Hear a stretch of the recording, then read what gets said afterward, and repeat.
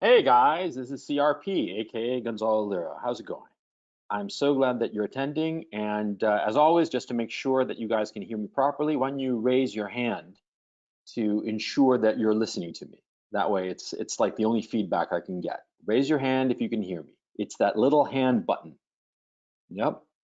So most hands are up. So yeah, I guess that everybody's hearing me, and everything is 5 by 5. Great, terrific. Let me just say hi to a couple of people. Hey, Mr. Blue, are you there? Hello, Mr. Blue. Oh, Mr. Blue, you have to connect your microphone. Hello, are you there? I guess Mr. Blue isn't there, or I'm not hearing him. Well, I'll leave it. I'll leave the channel open. You fix your mic. Let me see. Just oh, Kian, how's it going, Kian? Are you there? Can you hear me? Oh, Hello, Kian. hello. Yeah, how's it going? Pretty good, pretty good. How's Kenya? Things are pretty normal. Rampant corruption, non-coronavirus related. We have a national park here, Nairobi National Park, with lots of Yep, wildlife, life and stuff. yep. And they've sanctioned a hotel to be built there and to turn part of it into a zoo. Sadly, Mm-hmm. yeah, there's corrupt politicians who are backing it, and not happy about that. So situation normal, all fucked up. Is that Well, basically it? another here's another thing. Some kids they went out partying past the curfew. Again, rich kids of like Yeah. corrupt guys. And the Yeah, I guy, gotta get to other people, so tell me quick. yeah, Hmm? yeah, and the guy sent an ambulance to go get them, and then they started partying in this ambulance, and they posted it everywhere. Well, at least they're having a good time, man. Good Yeah, to hear yeah. from you. We'll talk later after I do the presentation. Let me just hop around here and let me see some. Oh, Daiki, Daiki, are you there? Let me unmute you, Daiki. Daiki, you up? Hey coach, how's it going? Yeah, I'm up. Yeah, Yeah, how are you pretty doing? good. How about yourself? How's life treating you? Yeah, pretty good. Actually, funny thing, like about 6 weeks ago, very likely I had the virus already, so I can Yeah. kind of tell about the way this sickness takes. But yeah, other than that, I feel pretty good, so I'm fully recovered.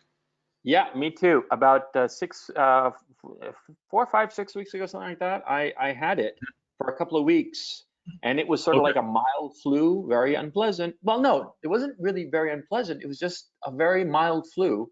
I had a couple of night sweats, and that was pretty much it. The night sweats were the thing that was most concerning to me, and it went Mhm. away. And Yeah, so, yeah, yeah. you think you had it too? Yes, I had a few different symptoms, but I looked them up on the internet. I'm 99% sure that I had it already. Yeah, Yeah, I think so too. I think we'll be talking about this during the broadcast. Glad that you're back, Daiki. yeah, sure thing. And yeah, so we're all set. We got 73 attendees. Yeah, I'm really liking this webinar thing. Okay, first things first. Apparently, the recording for webinar number 3 didn't happen because see, this software, it's supposed to automatically record every webinar, and shortly thereafter it processes it, and sometimes it takes longer. It's not just like 5 minutes; it takes a few hours and whatnot. And in the past, what's happened to me is that usually because of the time difference, I end these broadcasts like around 8, 9, and then I have like an after dinner drink and something to eat, and I go to sleep, and the next morning, boom, it's there, right? But for webinar number 3, it didn't appear, even though I am positive I recorded it using the software, the GoToWebinar software. I've gotten in touch with GoToWebinar, but they haven't responded, which is annoying, but okay, that's life. And so you got to roll with it. Now, what I'm doing for this broadcast is recording it on my own on my computer. Okay. So if it's sort of like a backup recording. So if the GoToWebinar fails to record this webinar again, I'll have that. And what I'll do is that from then on, I'll just depend on that backup. And create a video, a piece of content with video and audio, and post it on the Patreon channel. Okay. So net effect is that for you, the user, there will be no difference from here on out. There will be the Sunday broadcast and the Monday video of the broadcast, one way or another. I'm just telling you so that you know what happened. Now, I'm thinking of doing a repeat of webinar number 3, and seeing if I'll do that sort of like a public one. We'll talk about that later with you because you guys are members. You guys are paying for this, okay? So I have a great deal of respect for your opinion because I don't want to step on you guys' toes because I'm providing you a service. And so I want the customer to be happy, okay? So we'll talk about this later at the end of the broadcast, okay? But I'm telling you that the number 3 will be re-recorded so that, it's nice and tidy and there is a number 3, okay? Thank God it was a number 3 and not number 2. that's a dad joke, I know, but anyway, what the fuck. And yeah, that is moving forward. And anything else? I'm looking at my notes real quick. Nope, everything is wonderful and nothing hurts. So let's get right to it. Let me get to the slide here, and there we go. This is today's episode, and so what I'm going to be doing is this is the entire episode for today. There are going to be some slides that I'm going to show you later in the business part, okay? But basically, what I want to tell you is that, see, in general, we're experiencing some very interesting effects from the coronavirus and also from the policies that have been implemented because of the coronavirus. Okay, bottom line, like the TLDR of today's webinar.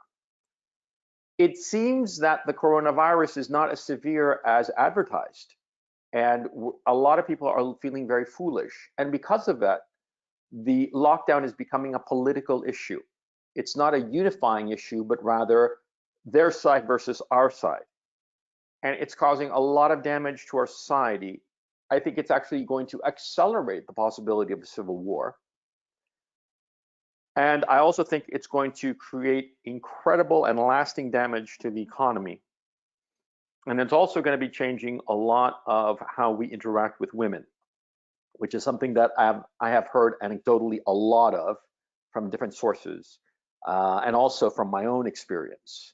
And so, okay, so let's get cracking. Okay, the first thing that we have to look at is that the current stats in the United States is something like 36,000 dead. Now, there are also a couple 100,000 who are infected.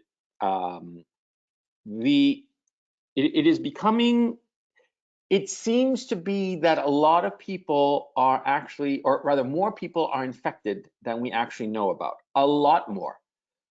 They did some studies, some randomized tests out in Santa Clara that revealed that a lot more people had been infected with coronavirus and they had presented asymptomatically. That is, they'd had the virus, they passed it, and they never showed any symptoms or symptoms that were so mild that they never gave it much thought.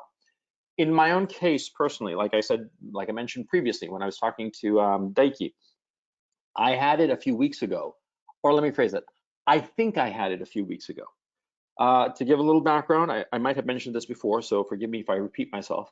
Early February, I went on a skiing vacation with the wife and kids. We went to, or ex-wife and kids, and we went to Zermatt. It was beautiful. The kids learned to ski and whatnot, and I passed through several airports. I traveled through the Schiphol airport, the Warsaw airport, and also I had to do a quick trip to London for like a day trip, and so I was at Gatwick airport.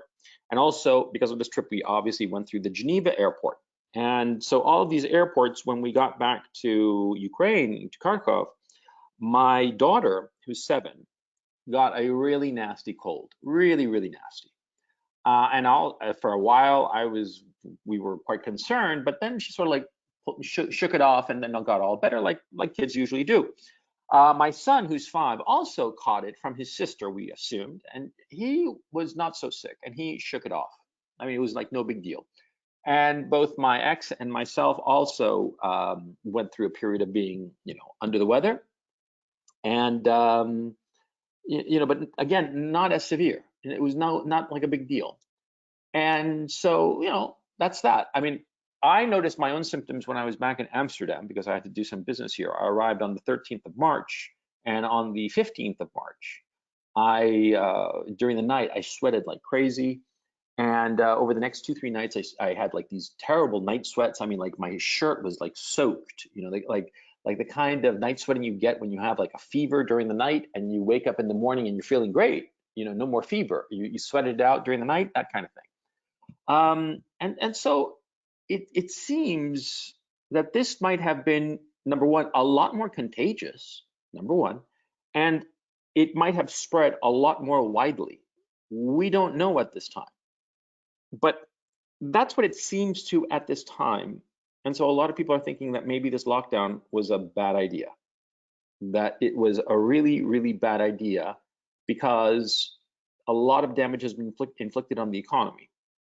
And so a lot of people are thinking, were the deaths commensurate with the costs? Okay.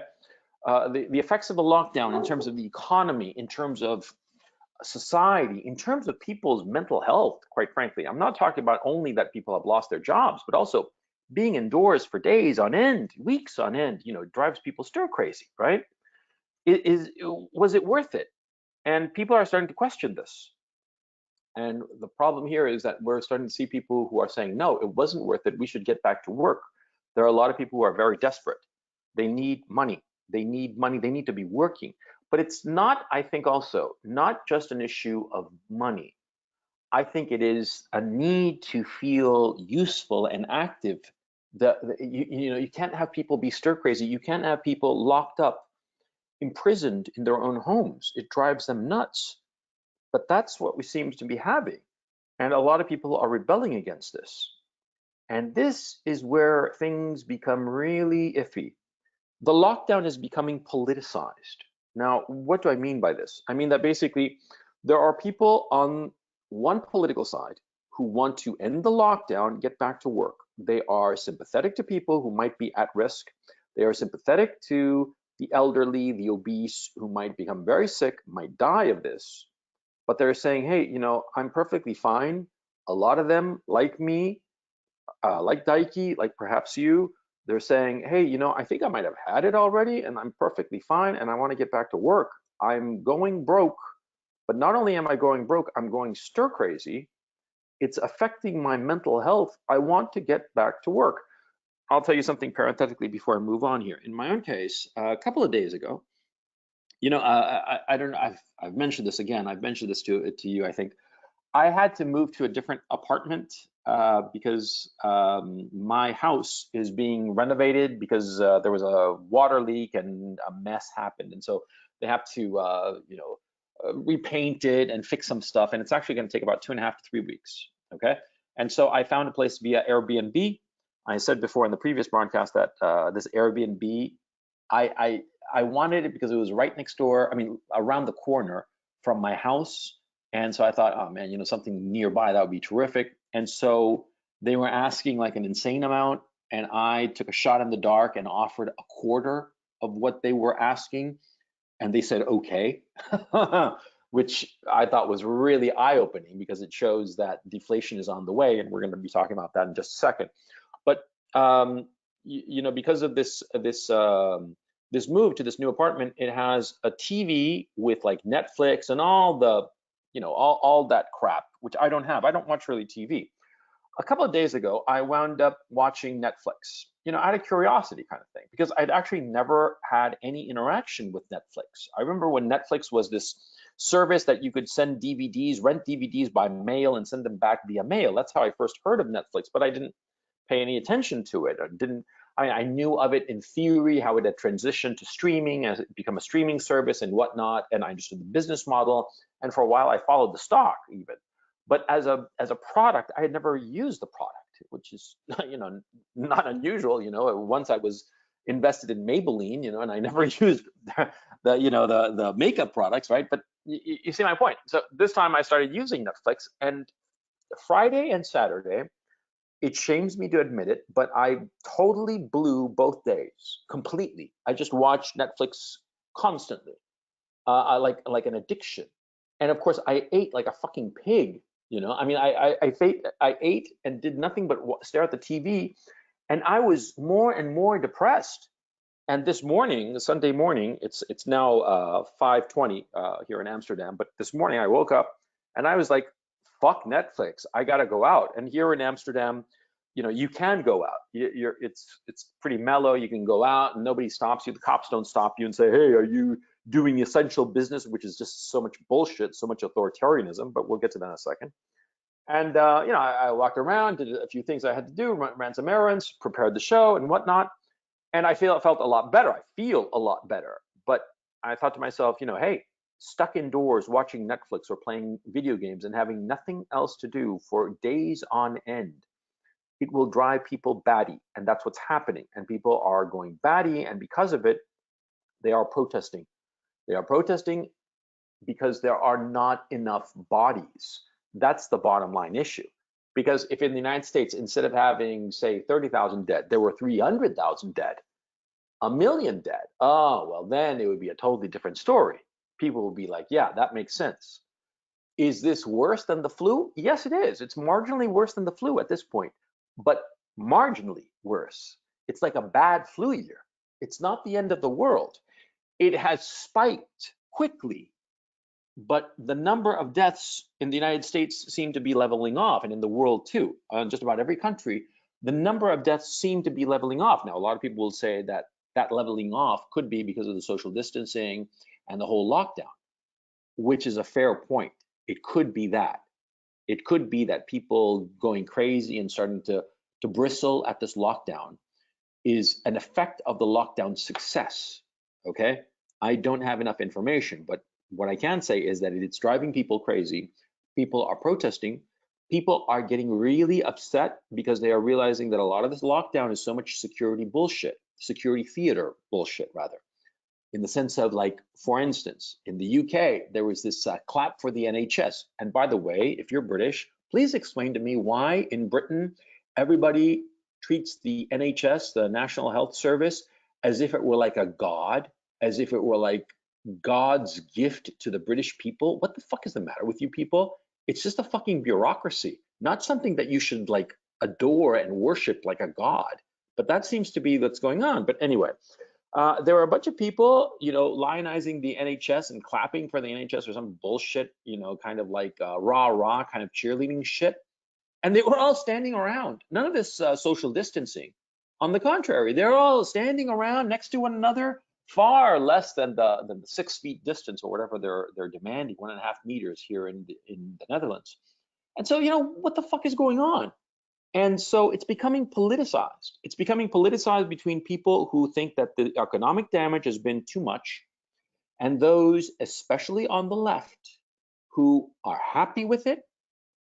And here is a serious problem. They're not only happy with it, but they see it as a political opportunity to improve their chances in the November election in the United States. Now, once again, why am I focusing so much on the United States? Well, because the United States sort of like dictates the pace of the world at this point, like it or not. Okay, I mean, you're from some other country, from any country, China, Russia, Bangladesh, wherever. But the fact remains that the United States marks the pace, sets the pace of the world's economy and the world's response to this global crisis. And so we have to be paying attention to what they're doing, like it or not. And so, like right now, there's this politicized response to the lockdown. And people on the political right are saying that these measures might have been too much, too severe, pointlessly so.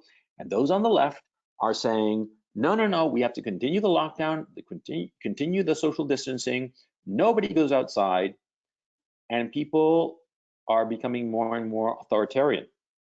The Michigan governor, this woman Whitwer, she basically said that people can't even travel to their own holiday homes, right? Apparently, a lot of people in Michigan have holiday homes, like in the woods and whatnot, and they can't travel there, which is kind of absurd. There was some girl in Wisconsin who posted on Instagram the fact that she seems to have been sick with it. She had gone on some trip with a bunch of her classmates to Disney World at the beginning of March, and they came back, and she got sick and wound up going to the emergency room twice and posted about this in her Instagram account. And the school not only denied that what she was saying was true, which is just absurd because all you have to do is check the hospital records. They sent cops to visit her and the cops told her that she had to take down these Instagram posts, or else she and or her parents would be arrested for disturbing the peace. Now that's fucking nuts, because of course an Instagram post is not disturbing the peace, especially if it's true. Okay, I mean, maybe you could argue that it would be inciting, it would be incitement to violence or incitement to panic, which is in the United States legally sanctioned, and you can prohibit such speech if it's incitement to violence or incitement to panic, right? You can prohibit that, right? But this wasn't. This was just reporting on things that were actually true. And so, and not only actually true, the girl was reporting what had happened to her with pictures of her in the hospital on a respirator, right? And the police showed up at her house and threatened her with arrest. That's fucking crazy. And a lot more of that is going on. There was a video going around on Twitter this morning where in Venice, California, which is in LA, they were, with a bulldozer, they were pouring sand over a skateboard park. Now, I personally, I never skateboarded. I think it's kind of stupid. Never was into it. And I think that skateboarding kids should use their time more wisely in some other activity, but so what? It's harmless, right? To fucking pour sand over a skateboard park with a bulldozer, what the fuck? What's going on here? And it seems that a lot of political leaders are using this coronavirus to make power grabs, to control how other people live. There's been a lot of snitching, which I find really bizarre, but I also find it really interesting because it's coronavirus is being used to control other people, a mechanism to get them to do what you want, which I find deeply disturbing. I think it should be fought tooth and nail. It's going on in New York, where Bill de Blasio openly said that people should report those who are not practicing social distancing and whatnot.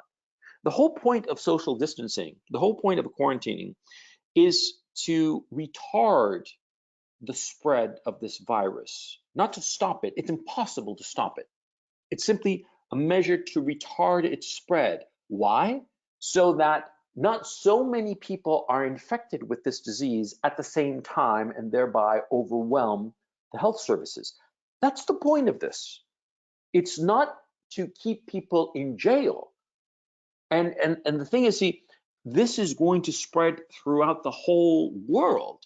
And what I mentioned earlier, because of that Santa Clara study, it might well be that this disease has spread a lot farther already, and a lot of people have already had it and passed it asymptomatically. They didn't even notice that they had it. Or the effects were so mild, as in my own case. I mean, they really were mild, except for the night sweats I was mentioning. It could be that this has already passed through, okay?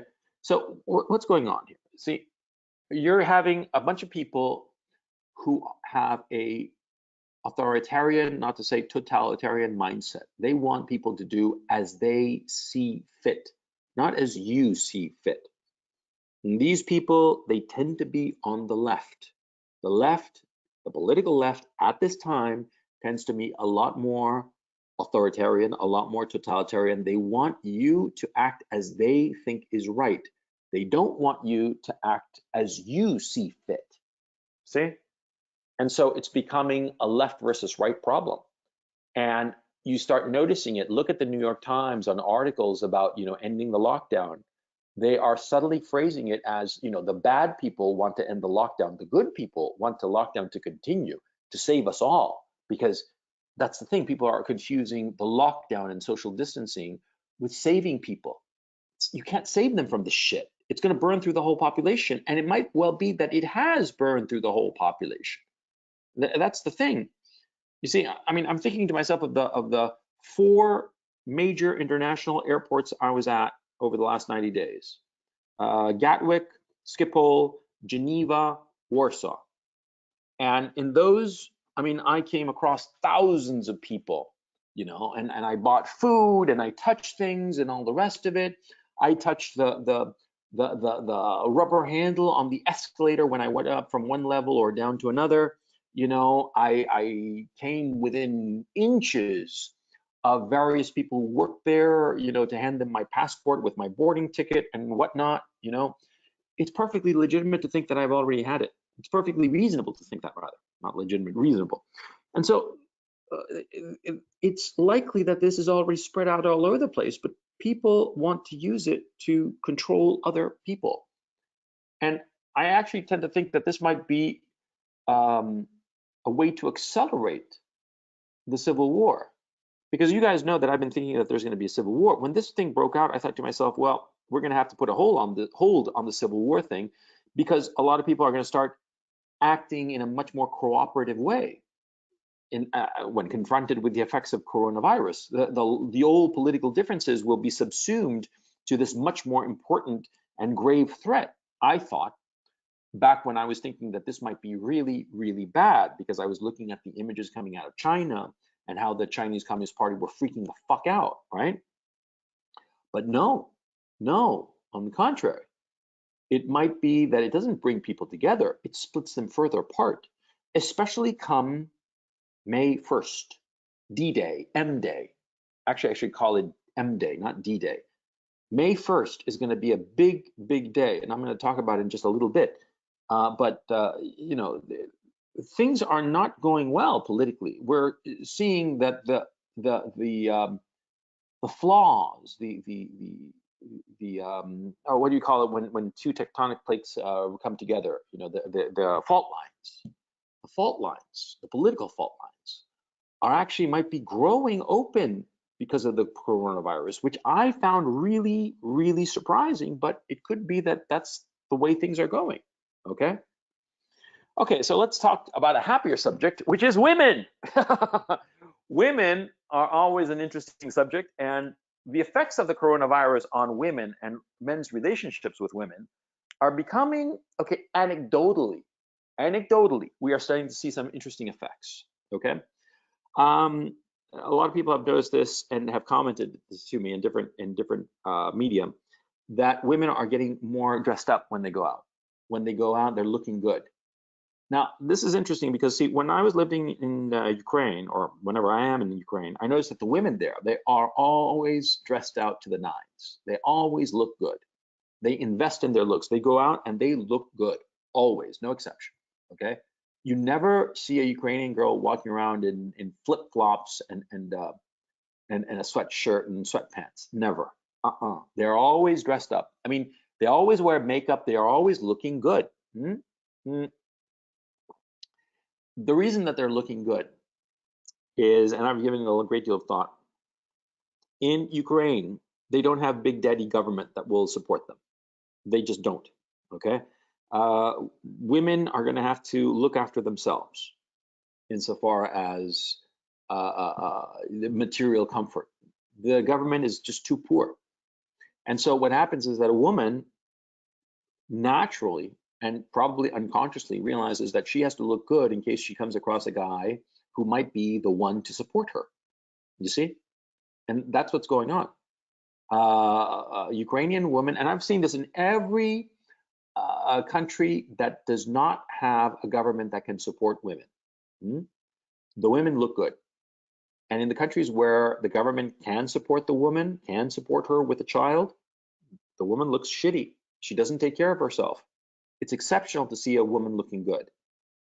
And so guys now in the States and in Europe seeing women dressed up looking good when they go out, yeah, because they are insecure and they are seeing that the whole social safety net that has looked after them might be vulnerable at this time. And so because of it, they are using their natural sex appeal to become more sexually interesting to men, the men that they come across on the street. See, women traditionally were dressing up to go to parties, dressing up to go to clubs, looking good on those, you know, when they were out on the prowl, as you were, when they were going dedicated to finding guys. But now, when they are feeling very socially insecure, where all of a sudden they are locked up at home because the society tells them to, and they can't do anything, and nobody can save them, yeah, they're looking for a guy to look after them. That's why they're getting all dressed up. Yeah, yeah, and you're going to see more of that. More of that, more of women as this continues, and as the depression that we're in it. It already started, and it's going to get worse. Okay, as this depression becomes more obvious, let's say, because it's not obvious to a lot of people that we're in a depression, but we are. As this depression becomes more and more obvious, women are going to start to look more and more feminine. You're going to notice it, and they're going to become a lot more flirty. They're going to become a lot more interested in the guy who is not so quote unquote sexy, not so quote hot, but is doing well, is looking good, and in the sense of like he's got resources, he's got a business, a car, he can provide. The provider is gonna start to become the guy that the women like. Yeah, and you know how I can point to this? You know, look at 1930s movies, see, compared to 1920s movies. In the 1920s, the guy that every woman liked was Valentino, who was like the sexy rogue kind of thing, okay? The equivalent of that time. But then during the 30s, it was guys like Jimmy Stewart, who were like dependable schlubs. You see? Yeah, and during the 30s, what was going on? The Great Depression. In the 20s, what was going on? The Roaring 20s. Yeah, in the Roaring 20s, it was Valentino, it was Douglas Fairbanks, it was swashbucklers, it was Errol Flynn. Errol Flynn was, you know, the expression "in like Flynn" comes from Errol Flynn, you know. Yeah, sexy bad boys, or the equivalent of that time. And then in the 30s, it was guys like Jimmy Stewart. Yeah, see? You see how things change? Pop culture is always a reflection of pop cultural artifacts, movies and whatnot, are reflections of the public zeitgeist. And of course, this makes complete sense because the successful movies, the successful shows, the successful whatever, they are appealing to people. And so people want to see reflected in those pop cultural artifacts that which they lack, which they need. It's no surprise that Busby Berkeley films were so popular in the 1930s, because what did Busby Berkeley musicals show? It showed glamour. It showed glamour, ritziness, you know, because that's what people wanted to see because they were living in squalor. Of course, you see? It was ritzy and glamorous, but there was like a schlubby, dependable guy at the center. You see? That's how it works, okay?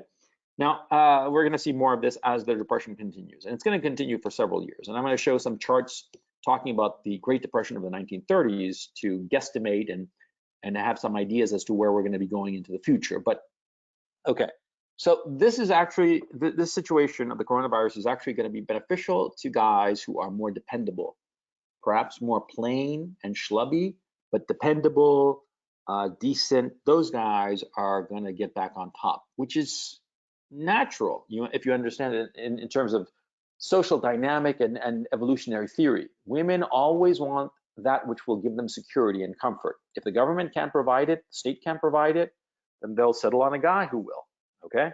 And don't blame women. Don't blame women because that's stupid.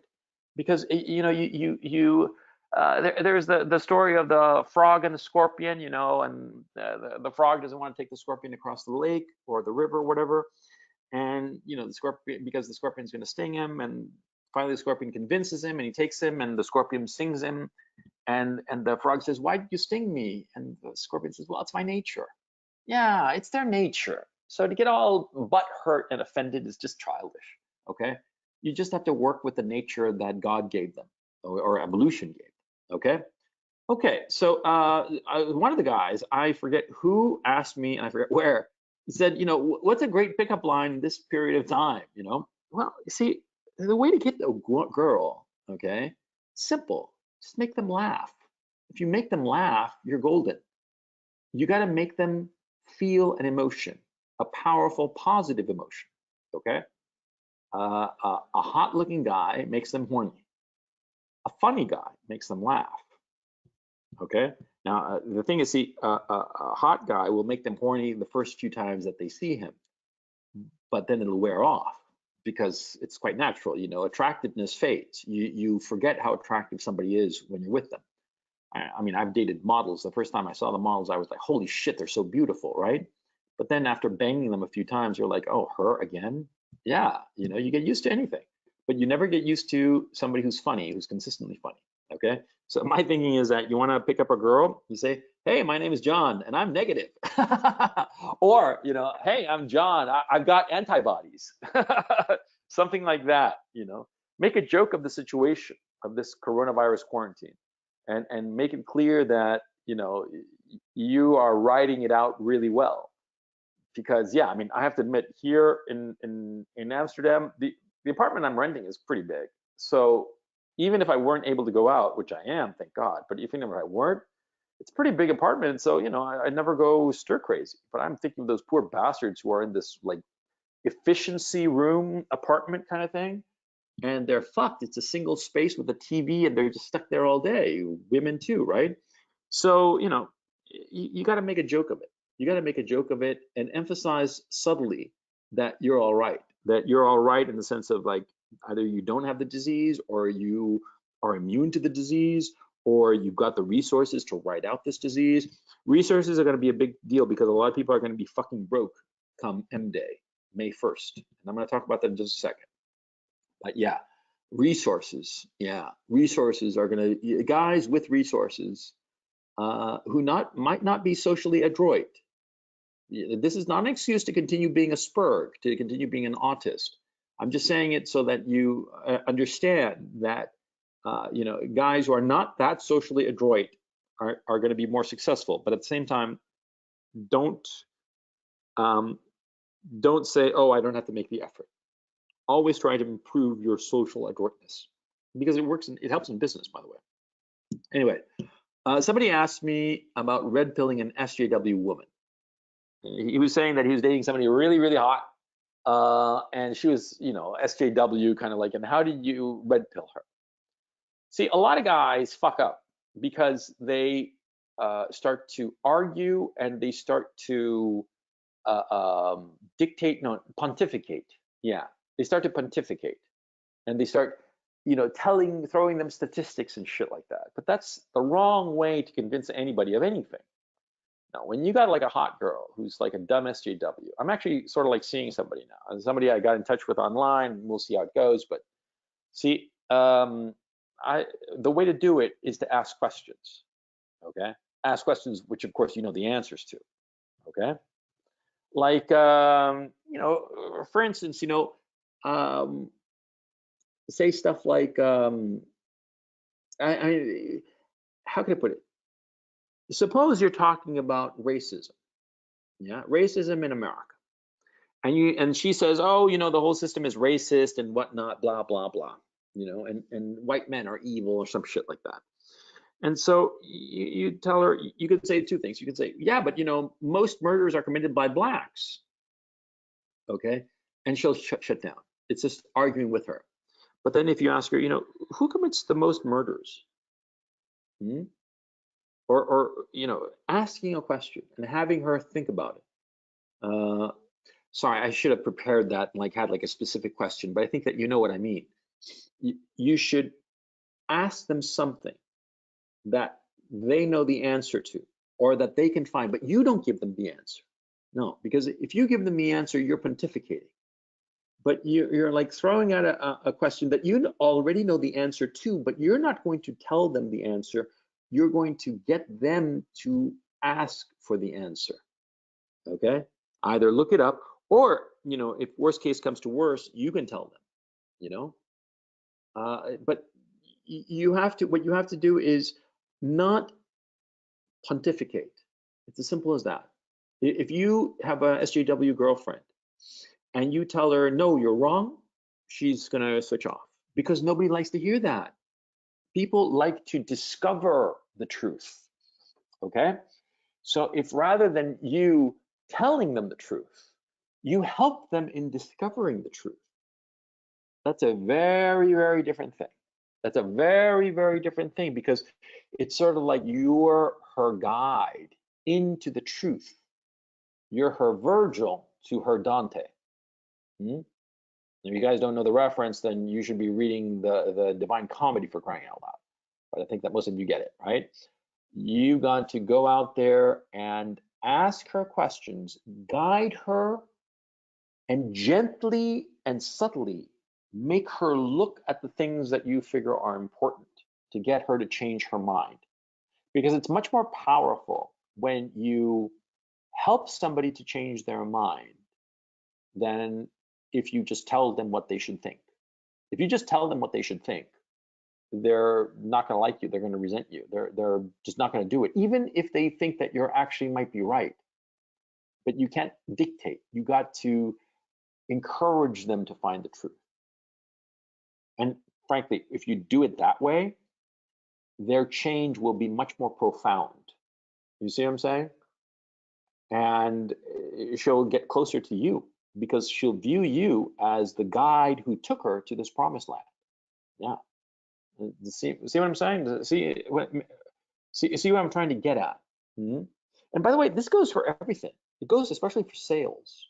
See, when you go up to a client and you tell them, "Oh, my product is the best product, like it's number one and nothing else can touch it," they'll listen to you, yeah, sure. But if you ask them, "Hey, what kind of product do you need?" and they tell you, "Oh, I need a product with A, B, and C characteristics," and you say, "Well, my product, you need A characteristic. I think that my product has it. Why don't you check out the specs there?" And you slide the specs to the client, and he looks at them and he's like, "Oh yeah, it does have, characteristics A that I need. Oh, and it also has B that I need, and also C that I need." You see the difference? It's much more effective. If you hit people over the head with something, they wind up with a headache. See? But if you convince them, or let me phrase it, you guide them so that they find the truth, they internalize that truth. It's very different. Yeah. Okay, so let's move on into business here. By the way, just to, because I'm always kind of like insecure that everything is going okay. So far, have you guys been, is the tech okay? Have you guys been hearing me properly? Raise your hand if you have. If you've been hearing me properly and the audio is okay. Yeah? Okay, good. Yeah, I just want to make sure of that, because, if you guys were a crowd in front of me, then it would be easy. Then I could see, oh yeah, everybody's hearing me or not, But doing it like this way, because from my point of view, I don't hear anything from you guys. I'm just talking. And so it's a little bit unnerving. You're going to have to forgive me sometimes if I get a little worried about it. Okay, so everything's 5 by 5. Let's move on to business. Now, the effects of the coronavirus on business in general is going to be catastrophic. And like I said before, this is becoming a political problem, and so the left is going to want to make hay because they will want the economy to be as shitty as possible because they think that this will improve their chances in November. And so we're going to see all kinds of just horrible shit going on. Okay, and it's in the cards.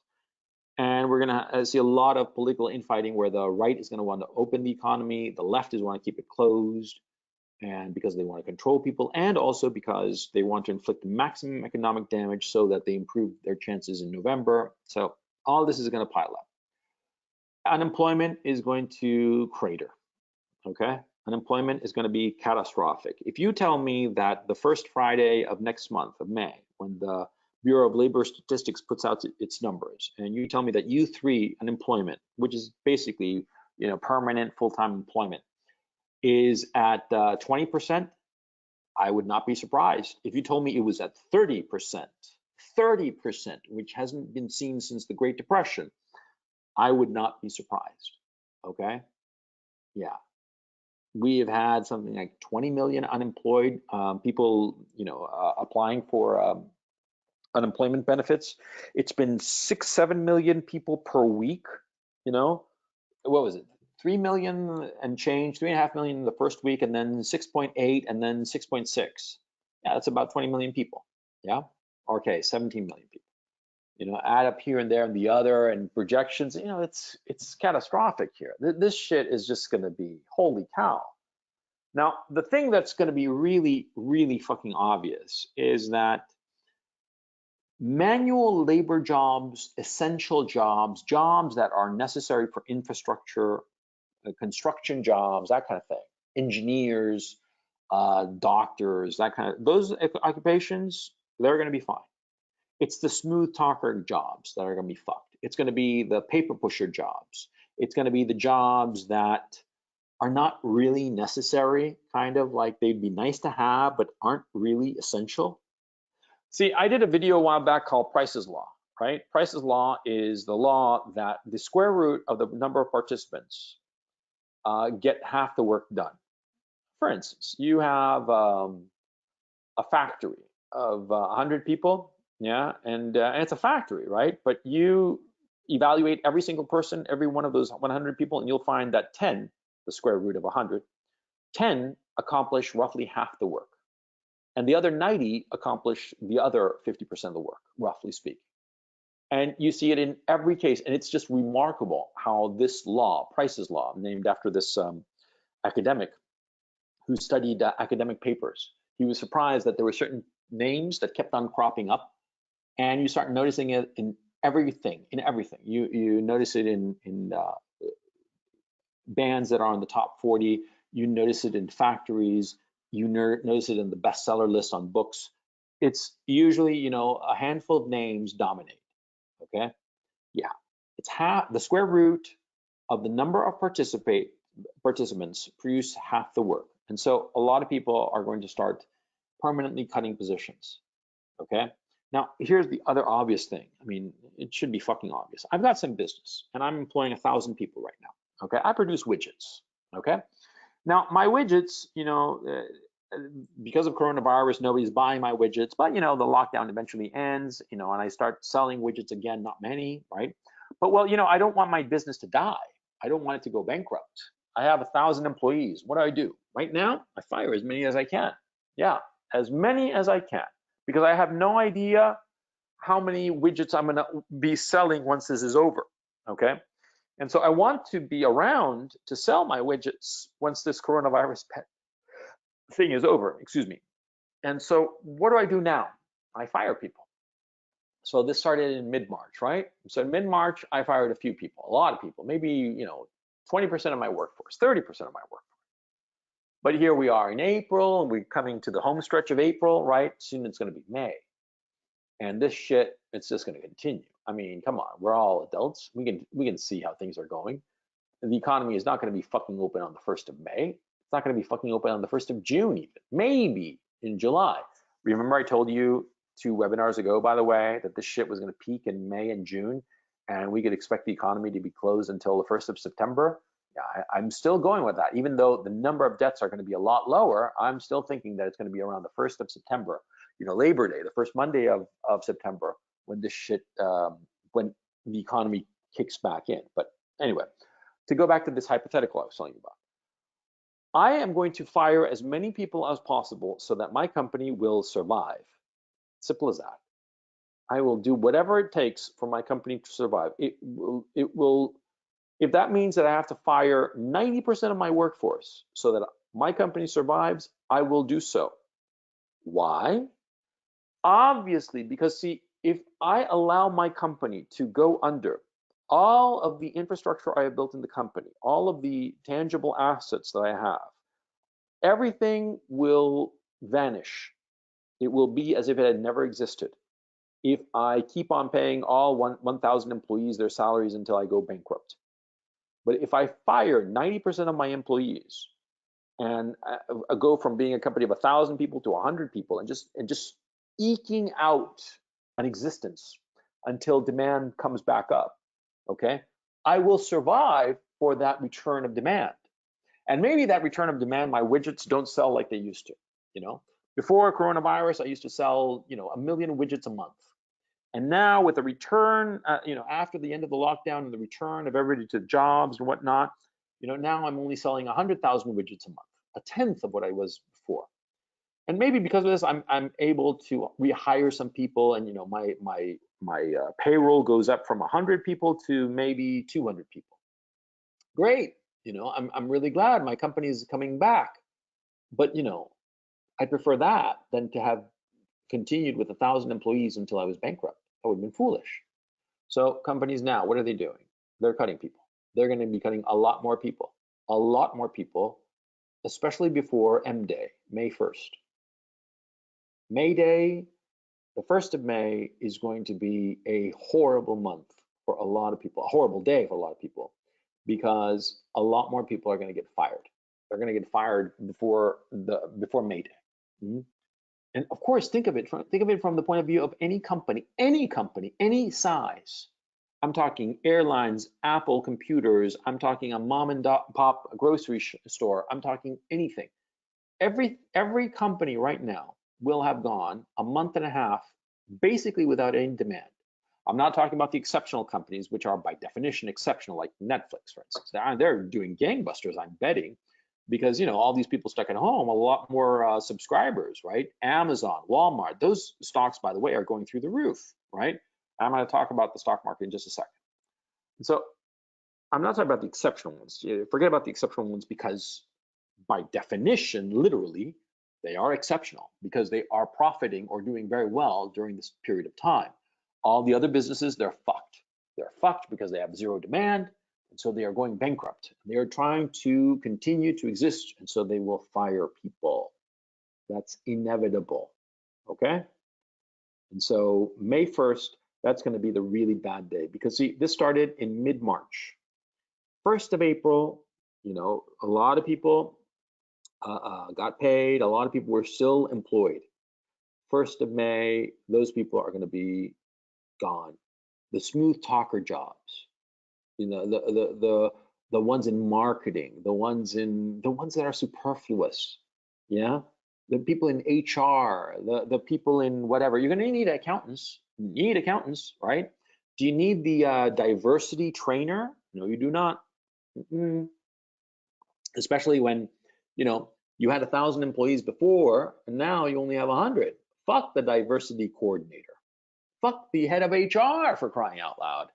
Fuck all the non-essential people, all the smooth talker jobs, the jobs of just like people talking and interacting, and just the people who are not in prices ratio of the square root of the number of participants. People, especially people who are in positions of leadership, they know that they carry a lot of dead weight. And this is the time that they're going to realize, I can't afford to carry this dead weight. I'm going to have to fire everyone who does not produce. I need the guys who line up with Price's rule. You see what I'm saying? Okay, so all these people are going to be unemployed. Unemployed, that means no money, no income. Therefore, they're not going to be buying shit. Therefore, this is going to be deflationary, because if you don't buy stuff, what happens? The people who are offering stuff, they lower the prices. They lower the prices until somebody buys it, right? But as they lower the prices, that means that they lower their profits. As they lower the profits, lower the income rather. Well, they lower the income, and so they can't afford that many people working for them. So they start to fire people. Those people that they fired cannot buy.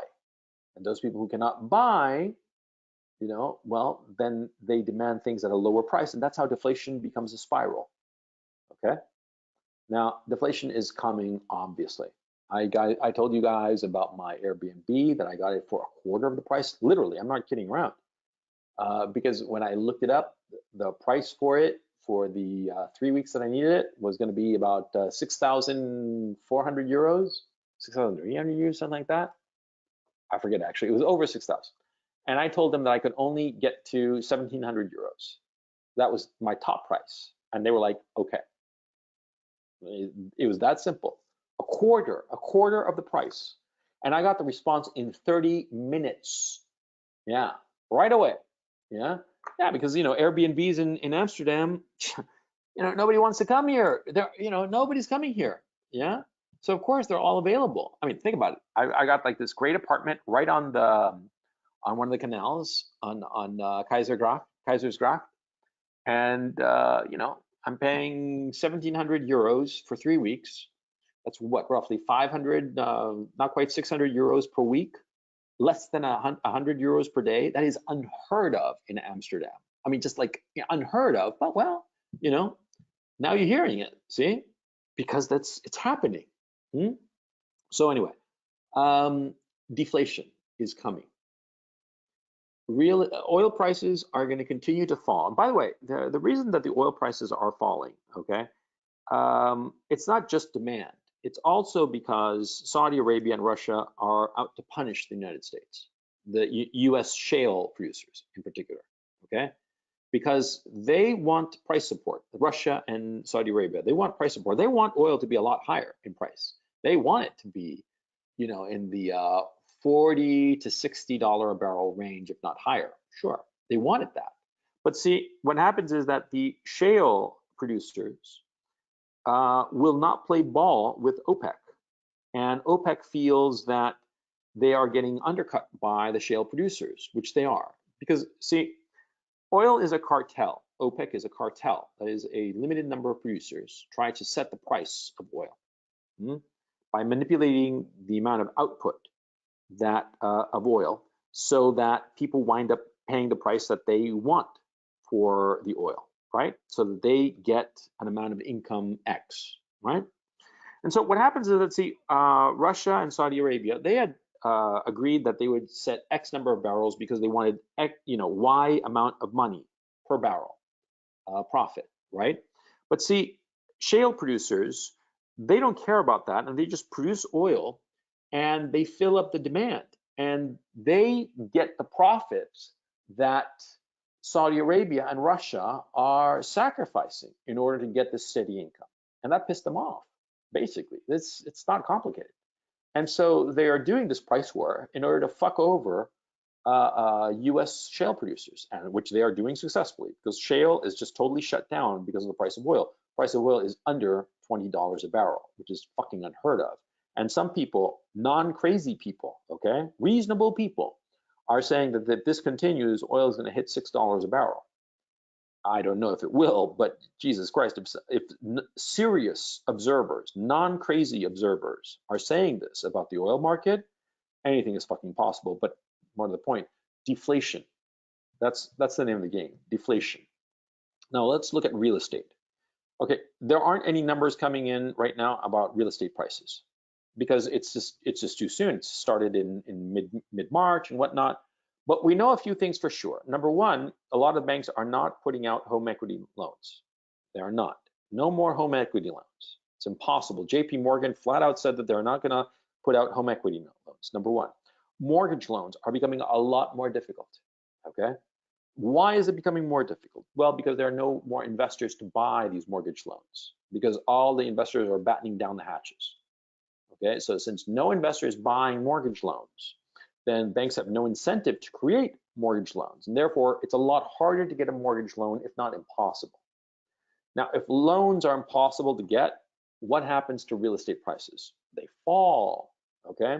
Think of it. You have a house that you are trying to sell, just for the sake of argument, at $250,000, right?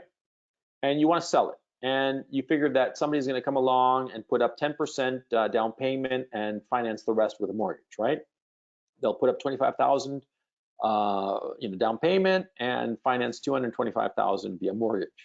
But if there's no mortgage loan, or they're a lot stricter, what's going to happen? Well, the guy who comes on with $25,000, for a down payment, he's going to say, look, the best I can get from the bank is an additional $150,000. So you're going to have to lower your home price from $250,000 to $175,000. See what I'm saying? And what are you going to do? Are you going to say, no, fuck you, I'll wait around? Well, you can wait, but there's no other buyer. And you start to realize, hey, this is happening to me now, but if I wait around, this guy in a month's time is going to come back at me and he's going to say, I'm not going to offer you $175,000. I'll offer you $125,000. And so what are you going to do? You're going to say yes. You're going to say yes to this lower price, because you're going to be thinking to yourself, if I don't say yes now, later, I'm going to get even less money when I say yes then. So better say yes now and take the hit now. And when that happens, everybody else is going to start to think the same thing. And of course, you sold your house in a neighborhood where the houses cost $250,000, but yours sold for $175,000. And so what happens to all the other people in your neighborhood who are selling houses? They realize they're not going to get any buyer for 250,000. They'll try, but they're not going to get one. And so they're going to lower the prices to 175,000. Or, conversely, a buyer who shows up, buyer number 2, he says, hey, well, that house over there, it was listed for 250, but then it sold for 175, and you're asking for 250? Fuck you. Sell it to me for 175, or I'll wait some more and I'll only offer you 150. You see? And that's what's going to happen, because there are no buyers. And the buyers that exist, there are no buyers because they're all unemployed. And the buyers who exist can't get a mortgage loan. The only guys who are, golden, untouchable, are guys who've got cash. See, that's the mechanics of the situation. And so everything is going to continue to deteriorate in price. Because you do keep in mind also something else that's been going on, is that, see, we have been living in a period of time where there's been colossal asset inflation. Okay, asset inflation. What is asset inflation? Where assets are mispriced. Assets are priced way higher than they should. Okay, and that's been deliberate, because what's been going on is that the Federal Reserve has been putting out money as cheaply as possible so as to goose the stock market. Now we're going to talk about the stock market right now. Okay, let me show you these charts. Okay, I want to make sure. Yes, thank God, I'm not showing you my naked pictures with the goats. I don't want to talk about that. I'm kidding, of course. I want you to look at this chart right now. It's important, okay? I hope that you guys can see it properly, and let me describe it to you. This is the Dow Jones Industrial Average from September of 1929 through July of 1932. That is just slightly under 3 years. Now, as you can see, it starts high, and then it goes down and then up a little bit, down and up a little bit, and down and up a little bit, okay? And it's sort of like like a ping pong ball bouncing, Imagine you have a ping pong ball and you just toss it gently, and it falls, bounces, but of course, as it bounces, it rises, not as high as it was before, and then it gets to an apogee and then falls again, and bounces down some more and bounces down some more, and like that, right? So here we are in 1929, just before the crash in October. In September, it went up, and then it fell 49%. Like our stock market, or the Dow Jones Industrial Market, Dow Jones Industrial Average rather, fell 33%, right? Well, in 1929, by the end of the year, it had fallen roughly 50%, 49%. And then it rebounded, and it rose from its bottom of minus 49%, it rose 52%, which you can see there in the graph. And then it fell again. Now, of course, it rose 52% of the low, not of the high, of course. So it didn't recapture the high. It just, rose up quite a bit. It retraced roughly half the losses, and then it fell again. It fell by 30%. And then it rose again into 1930 rather. It rose 19% and then fell again 38%. And of course, it sort of like jittered on the way down. It jittered up a little bit, but kept on going down until it bottomed out at minus 38%. And then it rebounded again, 28%. It went up and then down 39%, and up 31%, and then down 45%, and then up 39%, and then down 41%, and up 29%, and down 55%. And then in 1932, it exploded, because that was when Franklin Delano Roosevelt was anticipated to be the Democratic nominee and then the president of the United States. And a lot of people figured that that would be good for the stock market. And so that's why it rebounded so much. But that's not important for this conversation. What's important in this conversation is, you see how things got fucked up. The stock market, rose and then fell, rose and then fell. And it would rise quite a bit, okay? I mean, after the first fall, it rose 50%, which is very roughly similar to what it has risen rather, since the May 23rd lows. It's recovered quite a bit, but it's gonna fall. It's gonna keep on falling, okay? Because this is the way things are. It's going to keep on falling, and this is what's going to happen during the next 2, 3, 4 years. This is roughly the shape of things to come. Why? Because these companies are not worth the price of their stock. These companies are broke. They are not, first of all, at this time, they are not selling anything. They're not selling any widgets, excepting, of course, the exceptional companies like Amazon or Walmart, okay? But I'm talking like General Motors. They're not selling any cars. Tesla, they're not selling any cars. Tesla's pricing is absurd, but they're not selling any goddamn cars, okay? If you're not selling cars, you don't have any income, well, then you don't have any profit, and you don't have any income, you're gonna go broke eventually. It's just a matter of time, man. I don't care what your name is, okay? Eventually, you are going to go bankrupt. Think of it, okay? You only have money going out the door, no money coming in. You have no income because there's no buyers, because everybody's in lockdown. What do you think is gonna happen? Yeah, so you got this situation where all these companies that are in the stock market today, they don't have any income. They're all gonna go down the tubes. It's inevitable, okay? Inevitable. Yeah, and don't give me any shit that, oh, this time is different. It's never different. It's always the same. It's always the same goddamn story, okay?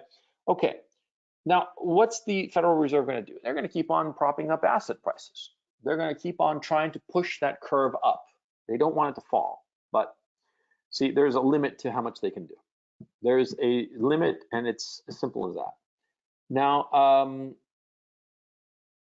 okay, the next issue we got to talk about is financial institutions, okay? Financial institute, oops, oh shit, hang on a second, hang on, I screwed up here. There we go, sorry. Well, you didn't even notice it, so no worries on your end. See, this is something else I wanted to show you here on these charts. This chart here is of telephones. Now, this is really interesting. I saw this in Zero Hedge last week. By the way, if you're not a subscriber, I have no business relationship with them at all, okay? You should subscribe to the free website, zerohedge.com. Zero Hedge, like in a hedge fund, zerohedge.com. They are the best source of news because, see, roughly a third of their news are kind of insane, yeah? And another quarter, third of it is sort of like off the wall, but like the last quarter, third of it is like on the money. And they come up with some really interesting shit, right? This is some interesting shit. This is Bell telephones. See, Bell telephones back at the beginning of the 20th century, that was like the Apple computers, right? Everybody wanted to have a phone, just like today, you know, everybody wants to have a smartphone, right? Back in the day, everybody wanted a phone, a landline, right? And so you see the number of phones by year here. In 1900, you know, all the phones that were in the Bell system, right? And then it hit 1929 when it peaked, and then 1930, 31, 32, 33, it really fell. And then by 36, it was sort of like recovering, okay? That kind of shape. Yeah, that's the kind of shape of a depression, okay? In a depression, when there is a lack of demand, remember, this is really, really important because, see, a lot of people are saying, oh, it's going to be stagflation, oh, it's going to be this, oh, it's going to be that. No, you got to understand, it's what's happening now is a loss of demand. See, a lot of recessions in the past, there was too much supply, and too much supply that brought down lower prices, and that led to unemployment. Okay, an oversaturation of supply in a lot of cases, right? In here, we have no demand. Now, some people are saying that in a previous webinar, they're pointing out that I seem to contradict myself. I said that at the end of this coronavirus, there was going to be an explosion of, you know, buying and everything, like the economy going up, but long term there'd be a depression. And they were saying that that sounds contradictory, and I understand that perfectly. And let me elaborate what I meant by it. What I said is that there's going to be a lot of pent-up demand that is going to explode once the lockdown ends, but this pent-up demand is going to be limited. A lot of people are going to spend the money that they have on the things that they want for whatever reason, okay? I mean, people will want a new apartment or a new house or whatever, or a new car, and they'll finally have the opportunity to buy it at the end of the lockdown. But see, most of these people are going to have no jobs because those jobs are gone forever. Because either the company is broke as fuck, just broke, gone, or the company is still around, but they cut 90% of their staff, and they're only going to add new positions when they are absolutely sure that their income stream is improving. See, I mean, otherwise, see, with a depression like this, the loss of optimism is going to be enormous. That's the key issue. And so at the end of the lockdown, yes, there will be an explosion of demand because of all the pent-up demand of people wanting things, different things that they could not acquire because they were locked up. And I would venture to say that they're going to be capital goods, cars, durable goods, and capital goods. Okay, but that demand will be short-lived, and then we'll go back into the doldrums. Also, something else is that people are going to realize that they don't need a lot of things that they thought before that they needed, and so those things are going to be gone. You know, and a lot of people also are going to be very, very scared that this might come back because this thing is never really going to go away. So a lot of people, out of fear that it'll come back, they're going to marshal their resources, husband their money, and be very careful about spending money into the future. I mean, there isn't going to be this rah spend till you shop till you drop kind of thing. None of this shit. That's gone forever, or gone for a number of decades. Okay. And so as the depression increases after that sudden explosion, that demand-driven explosion right after the end of the lockdown, as the depression continues and things continue to contract, people are going to be more and more leery of spending money. And they're going to be much more cautious on a personal level and a business level. On a personal level, this means not buying crap that you don't need. On a business level, it means not hiring people unless you absolutely positively need them. See? Yeah, that's what's going to happen. Because you see here in the curve of the telephone system, right? In the year 1932, I don't know if you can see it. It's a second full year of fall, right? 1933, it got to the bottom. But then 1934, 1935, and 1936, it didn't quickly go back up to the previous level. It went up, but slowly, because people were realizing that they didn't really need phones. Before, the growth curve had been exponential, but after the fall, everybody like slowed way the fuck down, and then when it started growing again, it grew slowly. You see? Yeah, that's what's going to happen, because people, once bitten, twice shy. You ever heard that expression? Yeah, people after suffering this, once they get out of it, it's going to be a lot slower. Yeah. Let me see this last thing. This is marginally interesting. This is a graph of the price of oil. Price of gasoline. My mistake. From roughly 1919 to 1936. And in these 17 years, 18 years actually, because it's inclusive. In these 18 years, it shows the price of gasoline and it shows the increase of tax of government taxes on gasoline. But what's important to me is the price of the gallon. Even if you look at the gross, it doesn't really matter. But let's just assume that you're looking at the gross. The gross, including tax, that is, it never crossed 29 cents a gallon. Okay, before it had been a lot higher. Okay, excuse me, it never crossed 20 cents a gallon. My mistake, I read that wrong. It didn't cross 20 cents a gallon. At points in 1920, it was 32 cents a gallon, right? 32 cents a gallon. By the way, gold at that price was like $35 an ounce. So that was 1% of an ounce of gold. So gold today is at 1,700, so it would be $17 per gallon. Oh, interesting. Oh, that's interesting. But anyway, if you notice the price of gas, it never passed 20 cents during the Great Depression. It was always low. And they put a lot of taxes because the actual price of gasoline, without tax was actually even lower. It was about 15 cents a gallon. And so, yeah, what does that show you? It's demand. When demand falls, everything falls. Demand is the driver of depression. When people don't spend, and after this, they are not going to spend. When we come back, there will be a bump in spending immediately after, for the reasons I outlined before. But that's going to be short-lived, just a few months. And then the doldrums will return. You see what I'm saying? Yeah. And of course, this is assuming that we have an orderly return to work. Because if the going back to work, the end of the lockdown becomes a disorderly process because there are political actors who want to, oops, I didn't show you this chart, my mistake. Sorry, I fucked up on changing the charts, but I hope you see it now. It's the gasoline chart. Anyway, if there is a disorderly return to work because of the political issue that has become the end of the lockdown, if it becomes an issue that different states start up at different times, then that punch is not going to be concentrated in one period of time. It'll be diffused, okay? But either way, it's going to happen.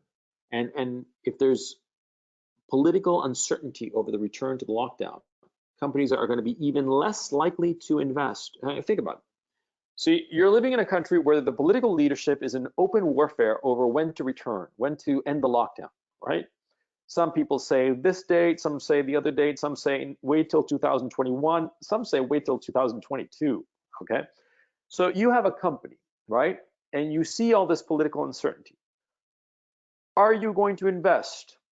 Invest in new workers, new technologies, new inventory? No, you'd be insane to do so. So long as there is political uncertainty, there will be no incentive for companies to, start back up the machine. Of course not. You'd be crazy to. I mean, think about it. You're in some state, you're wherever, and you have a company that manufactures widgets. You had 1,000 employees, right? And you cut them down to 100, and you're thinking, the lockdown is going to be ending soon, but all of a sudden your crazy governor or some crazy politician, Nancy Pelosi or somebody saying, well, no, we're not going to restart because it would be anti-American and kill people and it would be evil to do so. And then, okay, so what do? Do I restart my widget factory? Hell no. And so do I hire more people? Hell no. I wait to find out what's going to happen. And see, the longer the political fight continues, the less incentive I have to restart. You see how it works? It's horrible, but that's basically what's going to be happening. Yeah, I mean, the whole thing just, oh man, it just, yeah. Okay, so finally, what I wanted to, I'm sort of like fucking up here in this, not following my thing. Will banks and financial institutions make out okay? That was a question that some people asked. And my thinking is one word or two words, multi-shock. I think that there are going to be a series of shocks to the financial system as each area of asset classes are hit, okay? Now, you're going to start to see a lot more corporate bonds begin to default for obvious reasons, of course. They're going to start to default. You're already seeing collateralized loan obligations, that are failing. Collateralized loan obligations are basically bonds made up of loans, consumer loans and car loans and this, that, the other kind of loans. And they're failing. Those loans, it's no different from the mortgage-backed securities back in 2008. The loans are failing of those collateralized loan obligations. And so a lot of people are saying, well, they're collateralized. It's right in the name, right? Yeah, sure, but you can go out and repossess somebody's car, but how much money you think you're really going to get if you try to sell it in the open market? A used car, are you going to get $30,000, which is the loan amount? No, you're not going to get 30 grand. You're lucky if you get 20 grand back in the good old days. But now, with nobody buying shit and nobody even able to drive, you're not going to get 20 grand. You'll be lucky if you get 10. Lucky if you get 10. See? And so a lot of these collateralized loan obligations, they're going to go bust.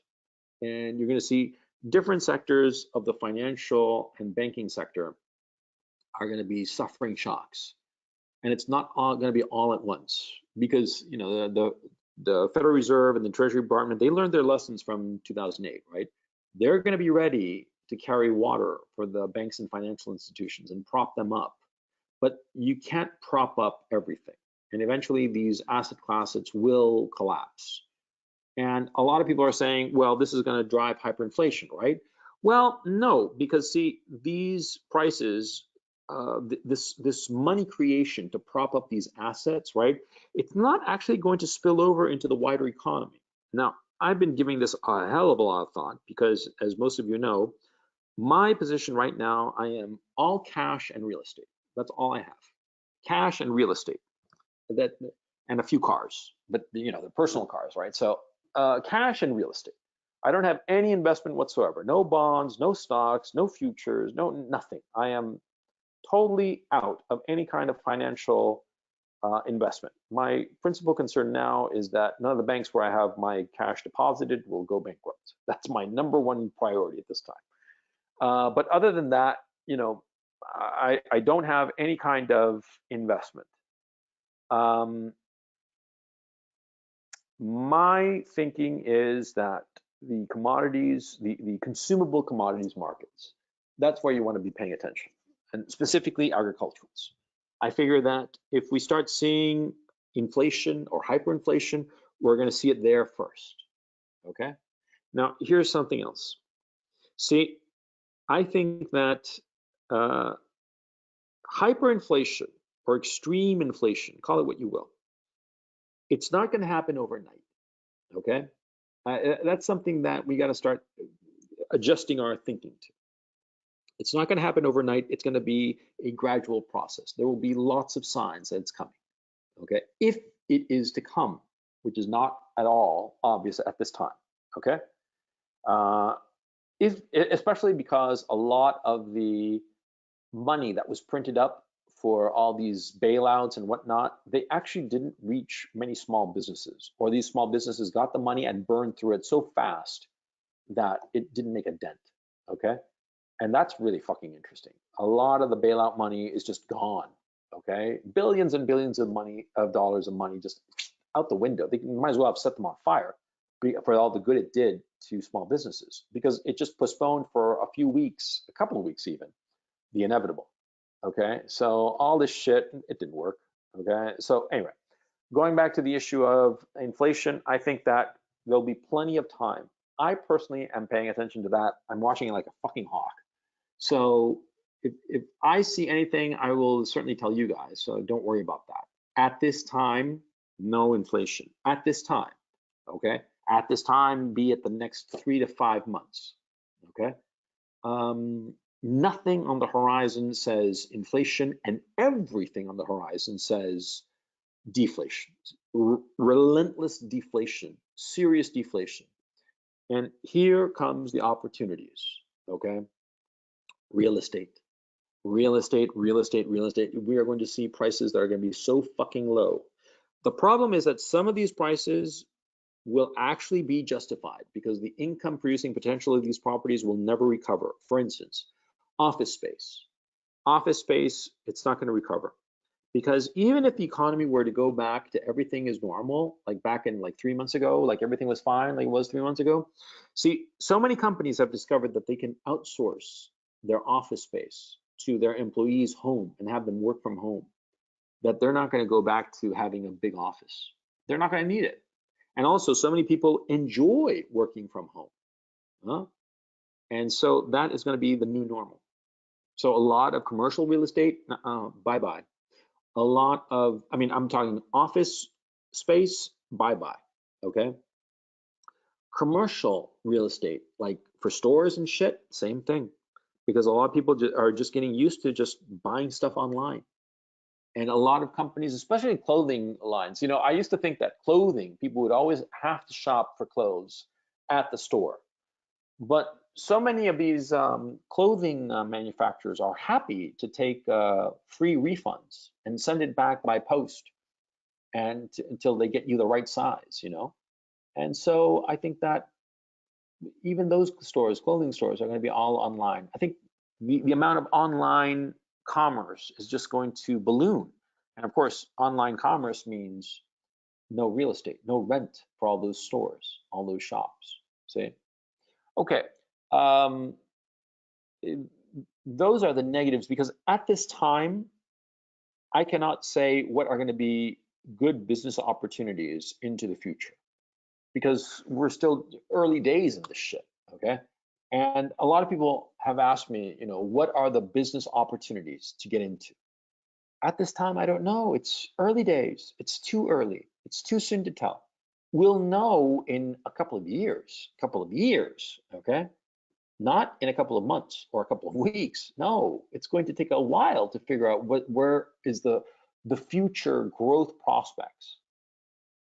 The fact of the matter is, because of this depression, it could well be that there isn't going to be any kind of growth potential into the future for a very long time. I mean, a very, very long time. I'm talking years. If this depression plays out like the Great Depression of the 1930s, yeah, half a decade, easy, no, without breaking a sweat. So yeah, and because of this, we're going to have all kinds of political problems, which will exacerbate the economic problems. Because of course, there are going to be a lot of socialists who are going to start rearing their heads with their idiotic socialist ideas. And so what's going to happen is that a lot of business people are going to say, hey, I'm not going to invest more money because I got these socialists who might come and steal it all from me. Fuck that, you see? And that exacerbates the problem. Because if business people are not willing to expand and grow their businesses, then they're not going to hire more people, they're not going to pay more people. And so people will become more conservative, people more worried, and therefore more socialists, and it becomes a vicious cycle, see? Because a deflationary cycle, I explained it to you before, lack of demand leads to more unemployment leads to more lack of demand, and so on. That's a deflationary spiral. A socialist spiral is where companies see a socialist coming and they're like, I'm not going to expand, I'm not going to hire more people, I'm not going to pay more, and therefore people become more dissatisfied and want more socialism, and this leads to less investment by the private sector and just a downward spiral, yeah? And the government, right now, the government is 29% of the US economy. It's going to grow a lot more. In France, it's half the economy. And the government is the only sector of the economy that is doing okay, that hasn't fired people because they don't have to. And so what happens is that the government sector is going to grow, and there will be a rising temptation for the government to become more and more authoritarian in the Western democracies. And that's going to lead us to Civil War 2.0. Yeah, yeah. So yeah, things are shitty. It's simple as that. It's not more complicated. Things are real fucking shitty, and they're going to continue to be shitty. And I wish it were like happy news, but it's not. It's just going to be shit. Hmm? Yeah, I'm sorry for a downer, but that's the way things are. The only good thing is the man-woman relationship. I think that feminism is just, they're suffering already, you can tell, okay? And more and more women are going to be turning away from it. Yeah, because they're going to realize that a woman needs feminism like a fish needs a bicycle, to turn a phrase. So anyway, let's start with the questions. Yeah, because I've been yapping for an hour and a half.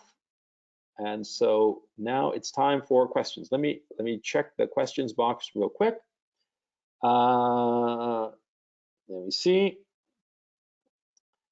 A quick answer. When do you think that Civil War will be over? Civil War 2.0? I don't know. I don't know when it'll begin, let alone when it'll end. Yeah.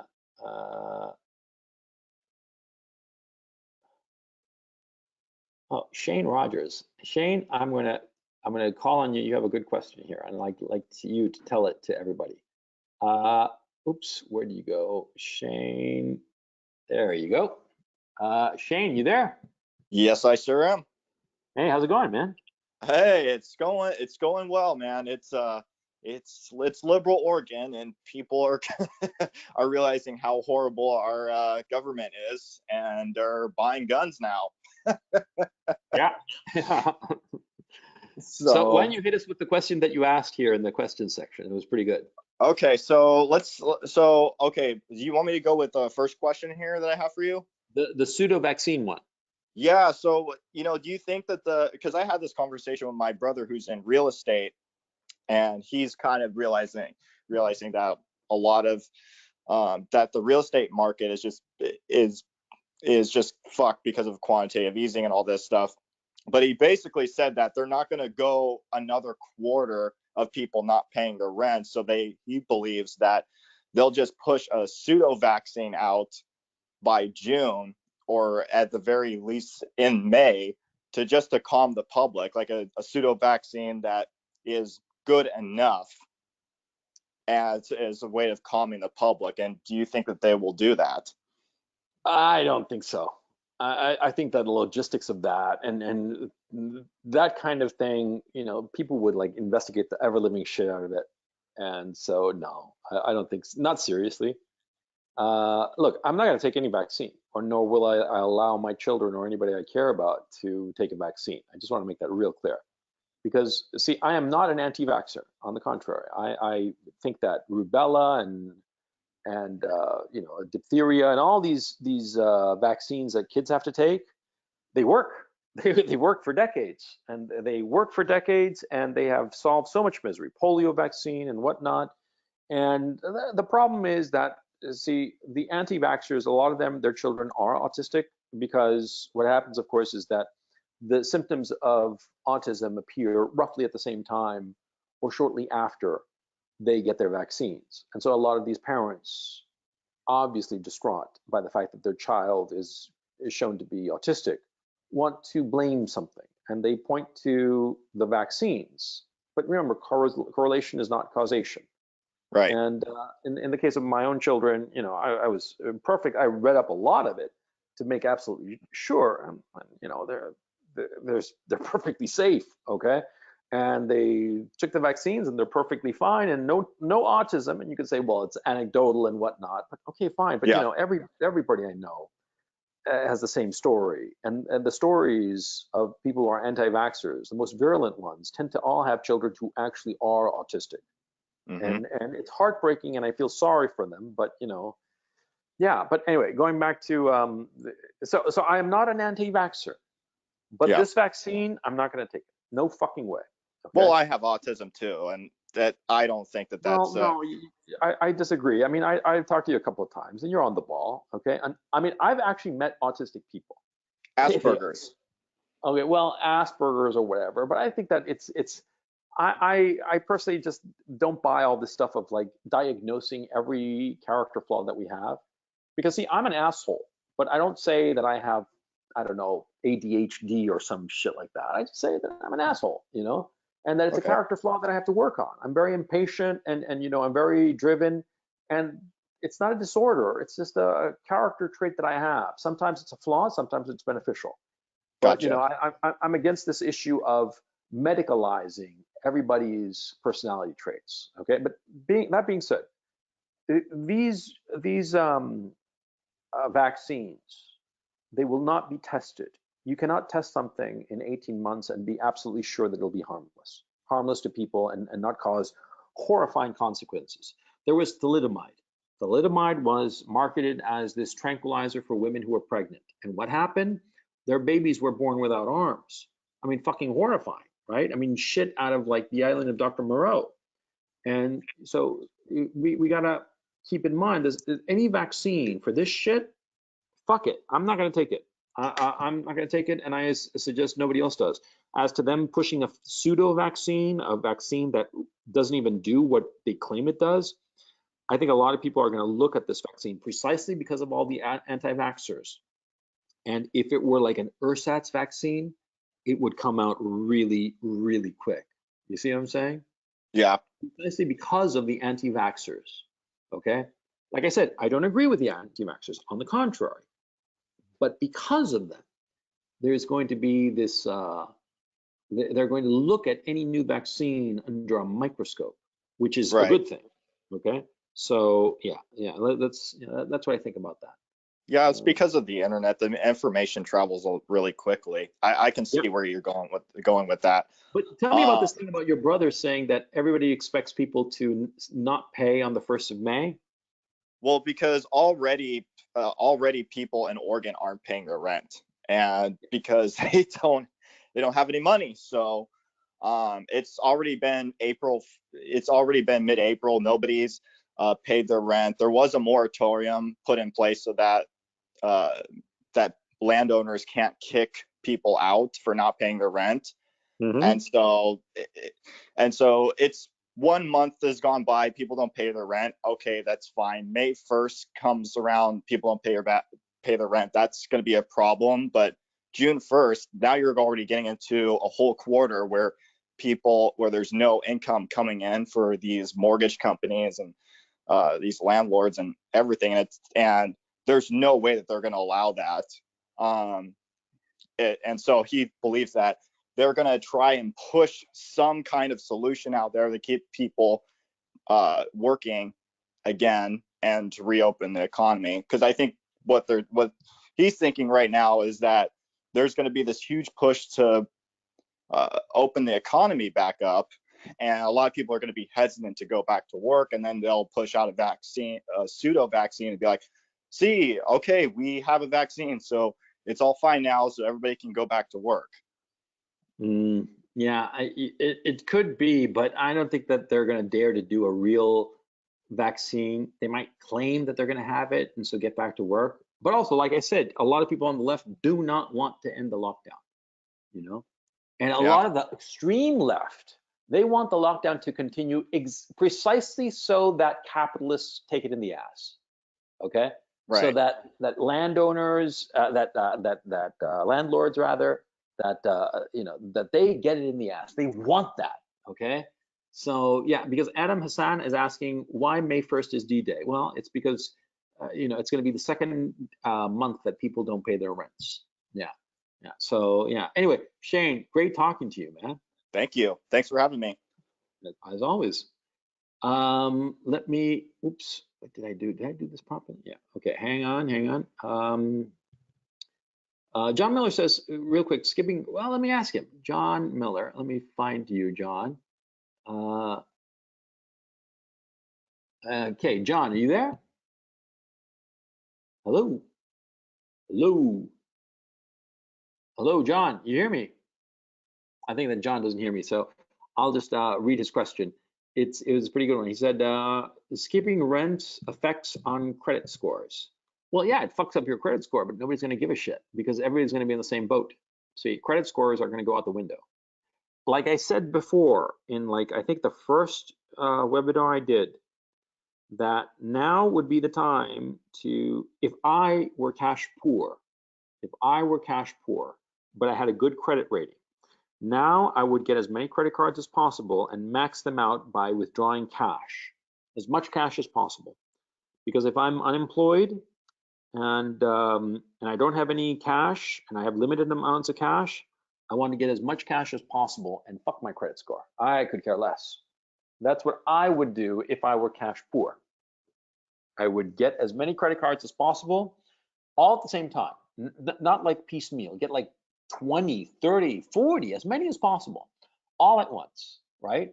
And max them out. Go to the ATMs and just get as much cash out of all those cards as possible, okay? As much cash as possible. I mean, just like to the maximum limit. And do it all at the same time, because see, if you do it piece by piece, what happens is that the credit card companies get wise that you're applying to multiple cards and they limit you, right? Because they want your overall amount of credit to be limited. But if you do it all at one go, multiple cards, they're not going to realize it until it's too late. And then this is what I would do. And I'm not advocating that anybody do this. I'm not advocating anybody break the law or anything. But if I were in these straits, I would get as many credit cards as possible in one go, max them all out, get all that cash, and fuck it. They can send a collection agency as much as they want. Fuck it. I need the cash. And of course, I wouldn't pay rent, wouldn't pay anything, because I don't know when I'll get a job again. I need cash. I want to have as much cash as possible. Let me see. Patrick Del Vernios. Here. Hang on, Patrick. You have a very good question, and I want to ask you to ask it to everybody and answer it to you. Patrick, you there? I am. Hey, how's it going? Oh, pretty good. Pretty good. Yourself? Here we are. I'm writing out this coronavirus apocalypse. Yeah, waiting for the aliens to show up, because I figured that, you know, we've had locusts, we've had like pandemics. We're just waiting for the alien overlords to arrive and take us over. So there's probably gonna be a flood pretty soon next. So you had a question. Go shoot. My question is, how do you find a financial mentor? It's like, especially during these times, it seems important to, you know, have the basics of finance, accounting, and other fields, especially since, you know, years down the line, there'll be opportunities. So you might as well be prepared during this time.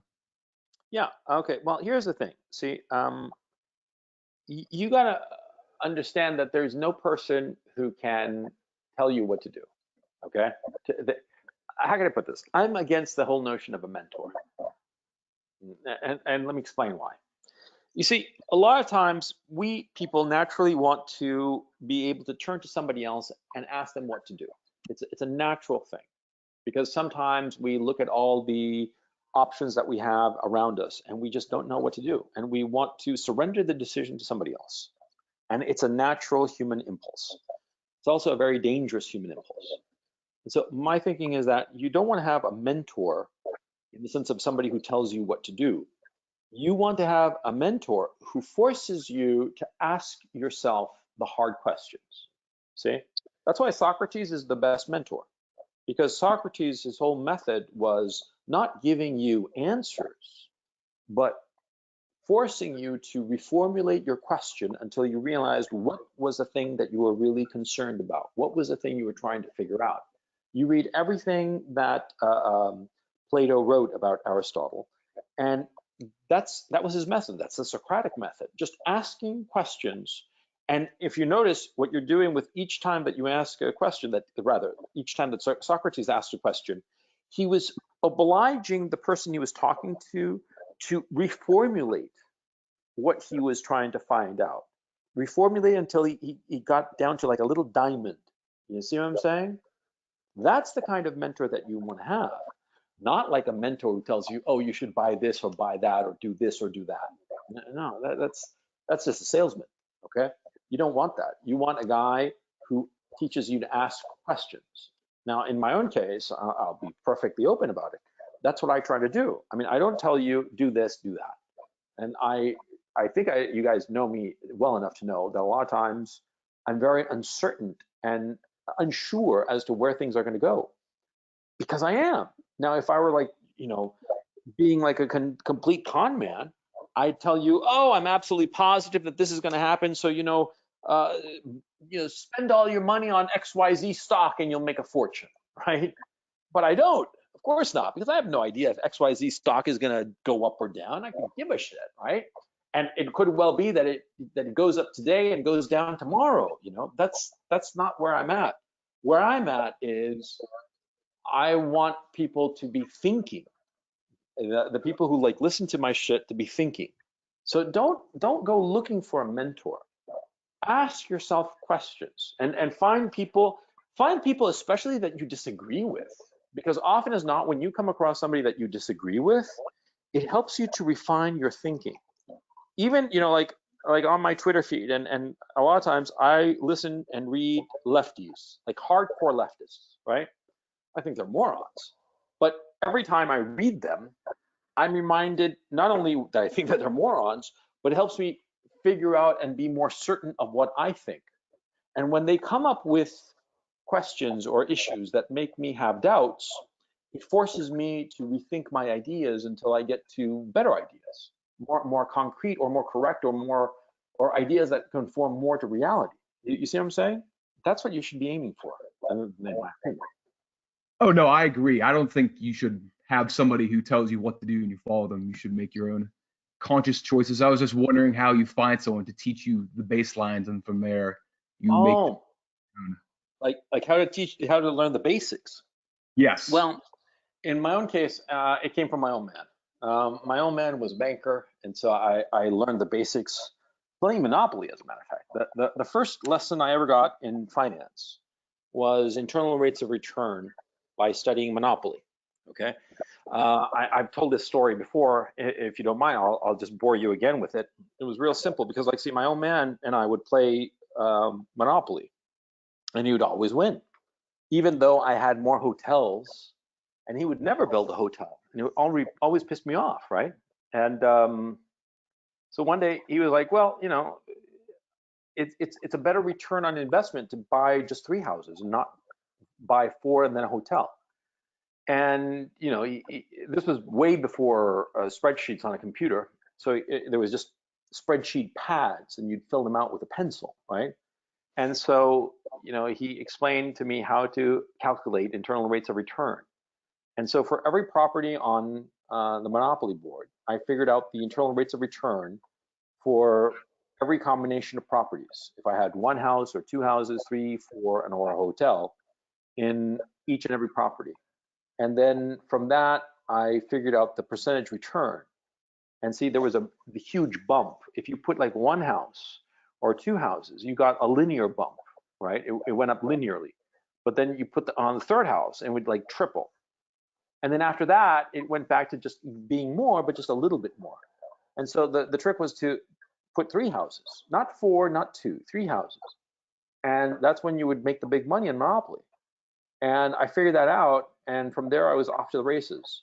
And there, it's sort of like I picked it up along the way. I've never had like a mentor. I've always just picked up stuff along the way. And I was very open to letting my personal interest guide me. Whatever I found something cool or interesting, I would just explore it, as opposed to try to quote unquote learn everything correctly. Just like randomly explore stuff and just go down every nook and cranny of whatever I came across. And that was always a better approach insofar as insofar as learning stuff. Like having somebody who'd like tell me, that has never suited me personally, but that's my personal style. Okay, I mean, it's different for different people, so I don't know what it's like for you, Patrick. Yeah, like right now, I'm just, using this time to read about personal finance, accounting, and real estate since I'm interested in those, I guess, areas. Well, yeah, the thing that I would suggest is like not focus on like books that explain this to you, but like sort of like there's this great website, Investopedia. I don't know if you've heard of it. Yeah, no, I've been reading along that. So Yeah, just sort of like read everything, okay? And whenever you don't understand some concept, find out everything you can about that concept until you've mastered it, because in my personal experience, structured learning rarely works. Structured learning is useful insofar as certain applications like I don't know, like in engineering or in medicine. But for finance, I've noticed that unstructured learning is much more effective, of just like sort of like learning everything and whatever crosses your path, because it's not a discipline like medicine or like engineering, because it's really not a science. It pretends to be a science, but it's not. It's more like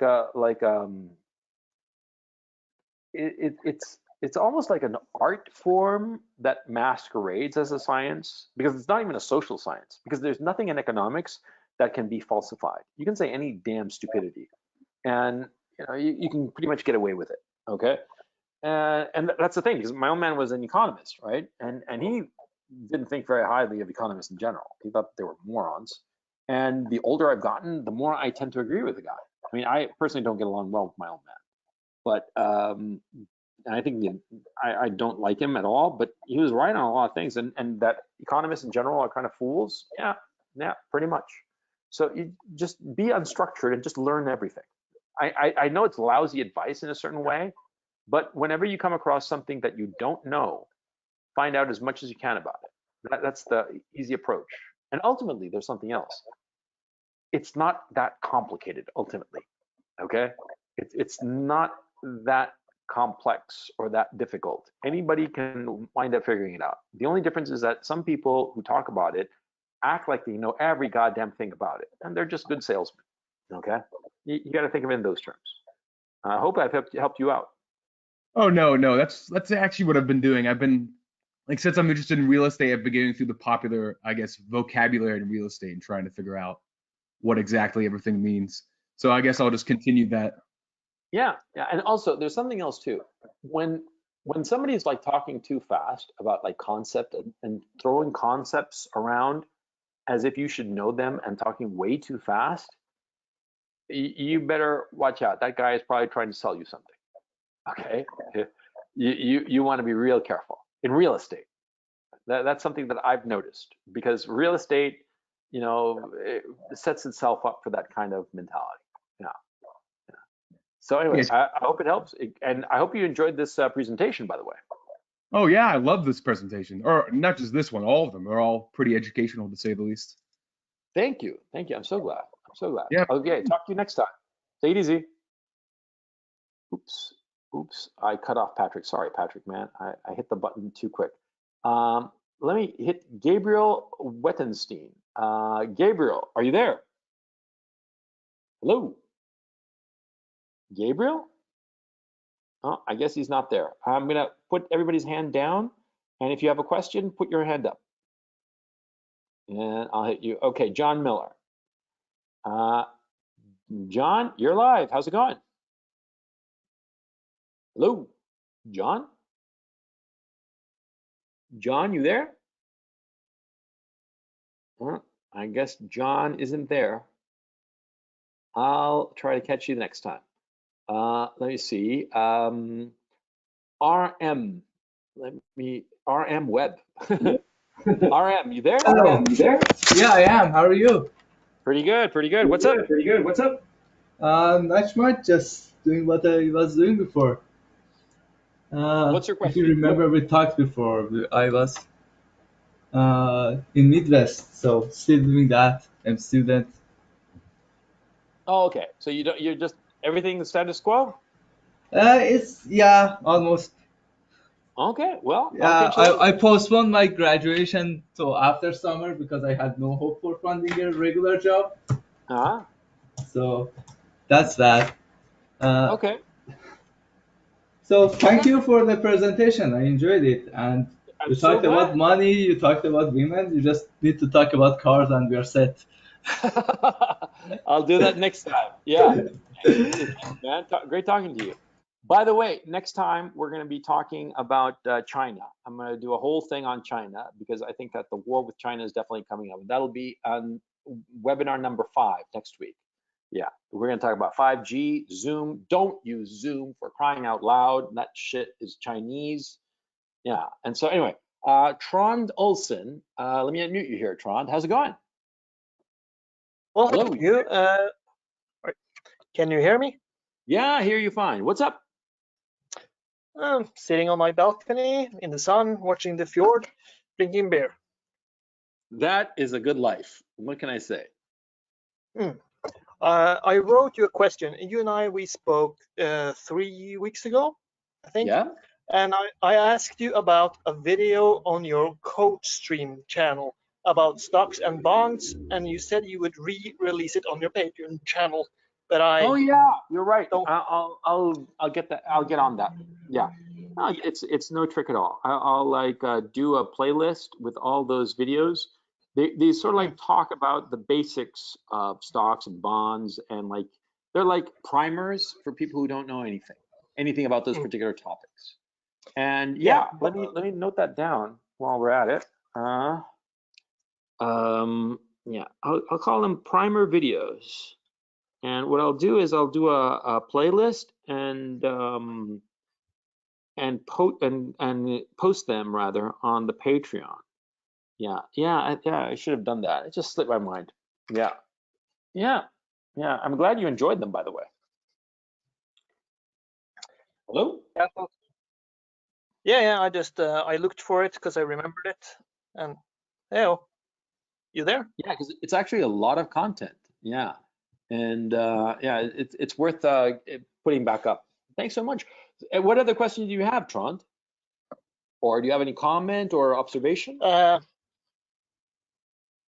I did actually have a question because I'm struggling a bit with my motivation for my studies. I work as an electrician. I work 4 days a week, and I study electrical engineering part-time. And I don't have to study, but I just figured I'm young, I don't have a girlfriend or children. If I'm ever going to, acquire any more knowledge that would be handy down the road, now is the time to do it. But I'm doing a lot better than most other people my age, and so I don't really have a drive to do the homework or to pay that much attention in school. And so it's very difficult when you live alone, no one there to watch you, no one to needle you, when you are not doing what you're supposed to do, what you know you should do. So I wondered, do you have any advice for how to conjure together some self-discipline to kind of honor the obligations that you made to yourself? Yeah, that's a tough one, and it's for the reasons that you outlined. You have nobody pushing you, right? And there's no obvious need for it. And here's the other problem. A guy is always motivated when he likes what he's doing, or he has a vision for what he's doing. And so my thinking usually is that you should have try to picture in your head a concrete vision for what you have, for what you desire. How could I put this? A lot of times when you really enjoy something and you have this vision of what you want it to be, you are willing to work hours and hours and hours on it, and the hours just fly by. It's even the toughest things, the most difficult things become easy. You guys know that I'm watching on YouTube this guy called Leo Goulden, who has this channel called the Samson Boat Company. I suggest you check it out. This guy, every 2 weeks, he puts out a video, about 20 minutes, and he's put out I don't know, 50 videos or something. He's been at this project for 2 years, maybe 3 years, where he's building a wooden boat, pretty much by himself. And he is a boatwright. He knows what he's doing, right? He's a young guy, and he's doing everything by hand, building this wooden boat all by himself. And it's a remarkable process. He's a British guy. He's like low key, but obviously very smart, hardworking. He has a vision. He has this vision of that boat in the water. And that's what's driving him forward. And he wants to be the master of that boat and have that boat be sailing around. And, so he's doing everything in his power to achieve that goal. And the days just fly by for him. It's effortless. And so when it comes to studying or this or that, the other, what you have to somehow do is this activity, you have to hitch it to a dream that you have. Think of it like a trailer that you're hitching to a car. The car is your dream, the thing that you want to achieve. And you have to hitch this activity to achieving that dream. Now this guy, Leo Goulden, he has this vision of sailing this boat he's building it in Washington State. He wants to sail it from Washington State all the way to the UK, around, the Cape of Good Horn in South America, I mean, like a big trip, right? He has this vision, and so his activity is just hitched, completely fused to this dream. But you have to figure out how to do that on your own. And it's a very hard thing. There are a lot of things that you want to achieve, but you don't have like a dream to drive it forward. You don't have a car to pull the hitch. You see what I'm saying? And that's what you have to do in order to motivate. Yeah, I remember very clearly when I was in university, I was very demotivated too, but I hitched it in the sense that I figured that if I can do this, just to prove to myself that I could do it, that I could succeed at this. And it made it easier, but you have to hitch it to some dream that you have. You see what I'm saying? You there? Yeah, I guess I can understand what you're saying. It's just that I don't really have a specific goal in the other end, other than maybe doing some semi-administrative work, because this is a very physical job I'm doing right now, and most electricians don't really have the luxury of staying as normal electricians too long, because your knees and your shoulders wear out. So my idea was to maybe get a office job, or a job where I spend most of the time in the office, but I can go out on the construction site and lead a crew. so I can work longer without sacrificing my body. But the way it is now is that you don't actually need a higher education to do that. All you have to really do is be very, very good at your job. It's very few career opportunities that you actually need a formal education for. I just signed up because it seemed responsible, I guess. Well, then you're sort of like answering your own question. Why don't you just quit then? Well, I mean, you're I feel saying like that you, I did start, so I feel yeah, but obligated to you finish. yourself are saying that you're not motivated to do it, and you don't need it to advance. Am I understanding you correctly? Is that what you said, basically? For the most part. There are some circumstances where I would need it, but I'm not sure if that's where I want to go. If I want to start my own company, for instance, but I'm not sure if I want that kind of responsibility for myself. So Well, that's a different story. But I mean, you got to figure out what you want. I think that that's the issue. It could be that you're pursuing something and it's not what you really want. It's what you figure that you ought to do. You know, and that's two different things. Yeah. But think about it. Think about it some more and tell us next week. Okay. yeah, that sounds like it in a nutshell. Okay. Yeah, Sean, great I'll talking to you, man. tune in next week. Yeah. Yeah. Look forward to it. Take it easy. Okay. Let me see. I want to get. I tried to get to John Miller, and I wasn't able to talk to John Miller. Let's see if we can get him again. John, you there? Hello, John? John, are you there? I guess not. Oh, that's a shame. John, fix your microphone. Eric Andre Giefer Matthews. I think I fucked up that name very righteously. Eric, are you there? Hello, Eric. Eric? Eric. I guess he's not there. Okay, so I'll go to Christopher Rivera. Christopher, are you there? Oh man, guys, are you there? Christopher? Christopher? Fuck. You there? Hello? Oh man, I heard like fuck, and then it went out. Are you there, Christopher? Yeah, can you hear me? Yeah, I hear you fine. What's up, man? Oh, nothing, Coach. Hey, man, thanks for taking my little call here. Yeah, no problem at all, man. It's a pleasure. Yeah, What's love up? your stuff. Love your stuff. Hey, listen, I know you said that it's like way too early in this crisis, pandemic, whatever you want to label it, uh, to really tell what business opportunities are going to be good and which not so much. But I have this idea I had the other day, and I wanted to share it with you. Maybe you can give me your 2 cents. I was thinking of the laundromat business. I mean, I know it's not glamorous, but it has proven itself to be essential even during these times. Hell And yeah, yeah, totally agree. yeah, Yeah, a laundromat is a very humble business, but very necessary. yeah, Absolutely. yeah. Because I mean, I got a little bit saved aside, and I'm still working, so that's good. And I just want to. I haven't actually,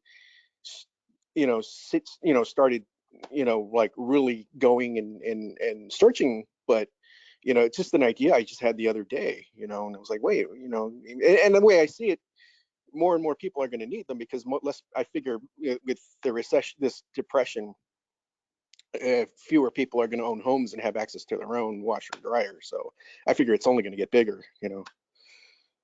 Yeah, those coin operated ones, yeah, like set it and forget it kind of businesses, yeah, where you Yeah. don't really have to do much. I think that those are great businesses, right? But you have to really look at where you're setting it up. Hmm. That's the only thing. But yeah, you should try it. I mean, look, any business idea is possible at any time, so long as you have the demand for it. A Right. business only goes bankrupt if you don't have income. Hmm. Always remember that.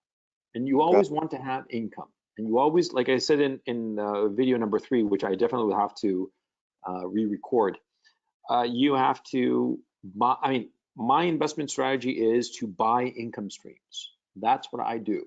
I don't buy anything just to have it. I buy income streams, okay? And that is how you invest, because if you have an income stream, you will not go bankrupt. If you have no income, if you don't have money coming in, that's when you do go bankrupt, okay? And so yeah, that's the way to go. Now, yeah, what other common question? By the way, did you enjoy the presentation? Oh yeah. I missed last week's. Unfortunately, I couldn't attend. I was at work, so I was looking forward to it, but I guess you still weren't able to get it up recording wise. No, well, as I explained earlier, you might have missed it. What happened was that usually GoToWebinar records the videos. Right. And for some reason, it didn't record number 3, and I didn't record it as a backup. Like, for instance, this one that we're doing now, I am recording a backup as we're doing it. So if GoToWebinar screws it up, I'll have the backup that I can use and upload, and people who weren't able to attend today will be able to watch it. But unfortunately, the webinar number 3, I didn't have that because I thought that it always worked. I didn't think much of it, right? It seemed to be like an automatic function. And so I don't know what the hell happened, but that just means that at some point this week I'm gonna have to re-record number 3 so that I have it for the sake of completion kind of thing. And Sure. so yeah, I'm gonna re-record number 3, and yeah, that's basically what I'm gonna do. All right. Well, So, I'm looking forward to it. okay, great. All right. Great Hey, talking thanks to for you. talking to me, Coach. Appreciate it. It's my pleasure. Take it easy. You too. Let me see. Somebody that we don't. Let's say Chris O. Chris O. Let me see. Chris O. Are you there? Yes, I am, Coach. Hey, how's it going? Going well. Thank you for including the women's section in today's seminar. I have 2 questions. The first one goes back to what we had discussed during the first webinar about the impact of the crisis on feminism. You and I have been corresponding about the question, how are we, men, especially red-pilled men, to react potentially in the future these feminists will come back, as you just pointed out, today's content, all looking good and looking for someone to support them. Hopefully that one day we'll be able to discuss this response in more detail. So the first question is, what's your opinion about the Joe Biden scandal and the lack of response from those people in the media who during the Kavanaugh scandal were very vocal? And the second question is regarding employment opportunities. What is your opinion about men joining the police force, maybe even the army right now, not only to be active, not only to make a living and get all these benefits that come with government jobs, but potentially to get into the power structure when it's opening up to us? Yeah, to answer your second question first, I think that the getting involved in the military or government security, yeah, that is unfortunately going to be a growing business. But you do have to keep in mind that you are going to be deployed in order to put down people who are going to be opposed to the authoritarianism of the political leadership. So you got to understand what you're getting involved in. You're basically going to be the attack dogs of people who want to keep people down. So I don't know if that's something that you'd want to be a part of. Insofar as like your personal well-being, yeah, sure, you'll get like good pay, benefits, and all the rest of it. And the fact of the matter is, guys who are a little bit smarter, they do very well in the military, because for the most part, the military kind of like takes in the bottom of the barrel of a society. The troops, the soldiers, they're not very bright. They're not top tier people in terms of their educational background, in terms of their intellectual ability, and that's a fact. And might not like it, but it's true. And so if you're a halfway smart guy, you'll do very well in such an environment. You'll go up quickly up the ladder. But you got to understand that military is going to be deployed to put down people who are going to be out protesting and defending their rights, which I think that the authoritarians in the establishment, as they feel their power slipping are going to be more and more adamant about putting people down. I mean, like I said in the presentation, the whole Instagram thing of sending cops to arrest a 16-year-old girl for a fucking Instagram post, that's fucking insane. That's crazy, crazy. But that kind of shit is going on all over the place. How would that change in the context of the culture war? I mean, when things really escalate and there are, conflict in the street, literally, and there's the Well, left. they're going to use the police and the military to put it down now, won't they? Is that a safer place to be than sitting at your home hoping that someone will not, break in and take your stuff and beat you up for your political views? I don't understand the question. Can you I mean, rephrase? And joining the military or the police force, that's kind of joining the right side, conservative side, I mean to say. That allows certain training, certain privileges, and access to protective equipment and tools. In the concept of conflict war, one is better prepared in case of conflict, even being. Yeah, certainly. But I mean, like, look, if and when the political leadership ask you to go and arrest a 16-year-old girl for posting an Instagram post, or go and bash in the head of some conservative guy who's against abortion, are you going to do that? A person would not want to do that. But if, let's say, it's the left that's making, all the. No, yeah, but I mean, like, what's happening is that the political leadership is becoming more and more left.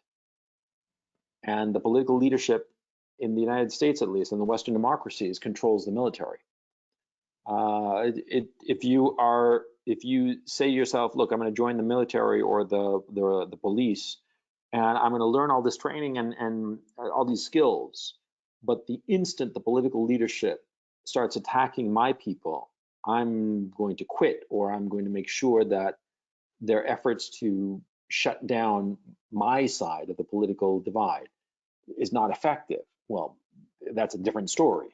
I mean, you got to figure out what are your objectives when you get involved in something, and what are you not prepared to do. And you should ask yourself this question as early as possible.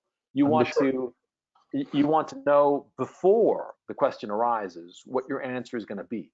You want to be like a lawyer. A lawyer will never ask a question he doesn't know the answer to already. Okay, so absolutely. Because the short-term objective is very clear: income, being active, getting out of the house, feeling important. Yeah. And on those grounds, absolutely, join the military. And my thinking has always been, if you're going to join the military, don't go half-assed. Go and join the toughest outfit possible. What's the point of like being a desk drone for the Air Force? Fuck that. You want to join the military, join the Marines, join the recon Marine. Be the toughest outfit in the military, right?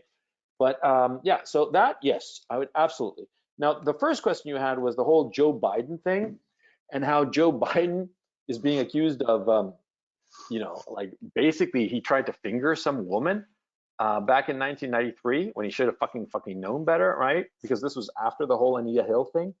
Yeah, I think that the mainstream press are just a bunch of hypocrites. Yeah. They crucified Kavanaugh over allegations that were totally unproven and that everybody who was there said did not happen. And they crucified him over that. But Joe Biden, he gets a pass. Yeah, everybody. I think that what's interesting is that people are becoming more and more disgusted with media as they see the bias. They see how obvious the bias is and how hypocritical they are. I think that's what's interesting. You see what I'm saying? Is this the beginning of the end for Me Too? I mean, are people allowed to now call it out, say, hey, enough with the Me Too, look what happened with Joe Biden, no one's saying anything, you guys are bullshit? Yeah, I think it is. Like Rose McGowan, right? Yes. Totally went to town on Elisa Milano. Now, it's kind of stupid to be looking at these two dumb actresses, right? But it's sort of like indicative, that people were really outraged at the hypocrisy. Even people on the left were really outraged. But that hypocrisy is what's been going on, man. It's fucking awful. So, yeah, I look, I don't think that Joe Biden is going to be the nominee. I think that he's going to get replaced because he is deteriorating before our eyes. He is becoming senile as we watch him. His his interviews and whatnot are becoming more and more unhinged every day. So I don't think he's going to be the nominee. I don't think he's going to make it to November. Okay. I think they're going to put somebody else. And I have said it from the beginning. I think it's going to be Hillary. Yeah, and I know it sounds crazy, but I think that they're going to go for Hillary. It doesn't sound crazy. They're gonna take the big guns when the ship is going down. Yeah. But to take one of your points from from the outline of your seminar, red pilling SJW woman's narrative. Okay, what about if that and when that SJW woman all of a sudden changes the tune, comes back all with makeup and looking nice and cooking there, and obviously is looking for a sponsor, looking for kind of let bygones be bygones. Now she's ready to settle down. What's the reaction? The reaction from the point of view of Guy? Yeah, how should we, Well, look, my thinking has always been simple. See, and it's you're gonna think of it like whatever, but it's true. Anal sex, simple as that. I did a video on it. Yeah, anal sex that chills a girl out every time. It's been my experience at least. Every single goddamn time.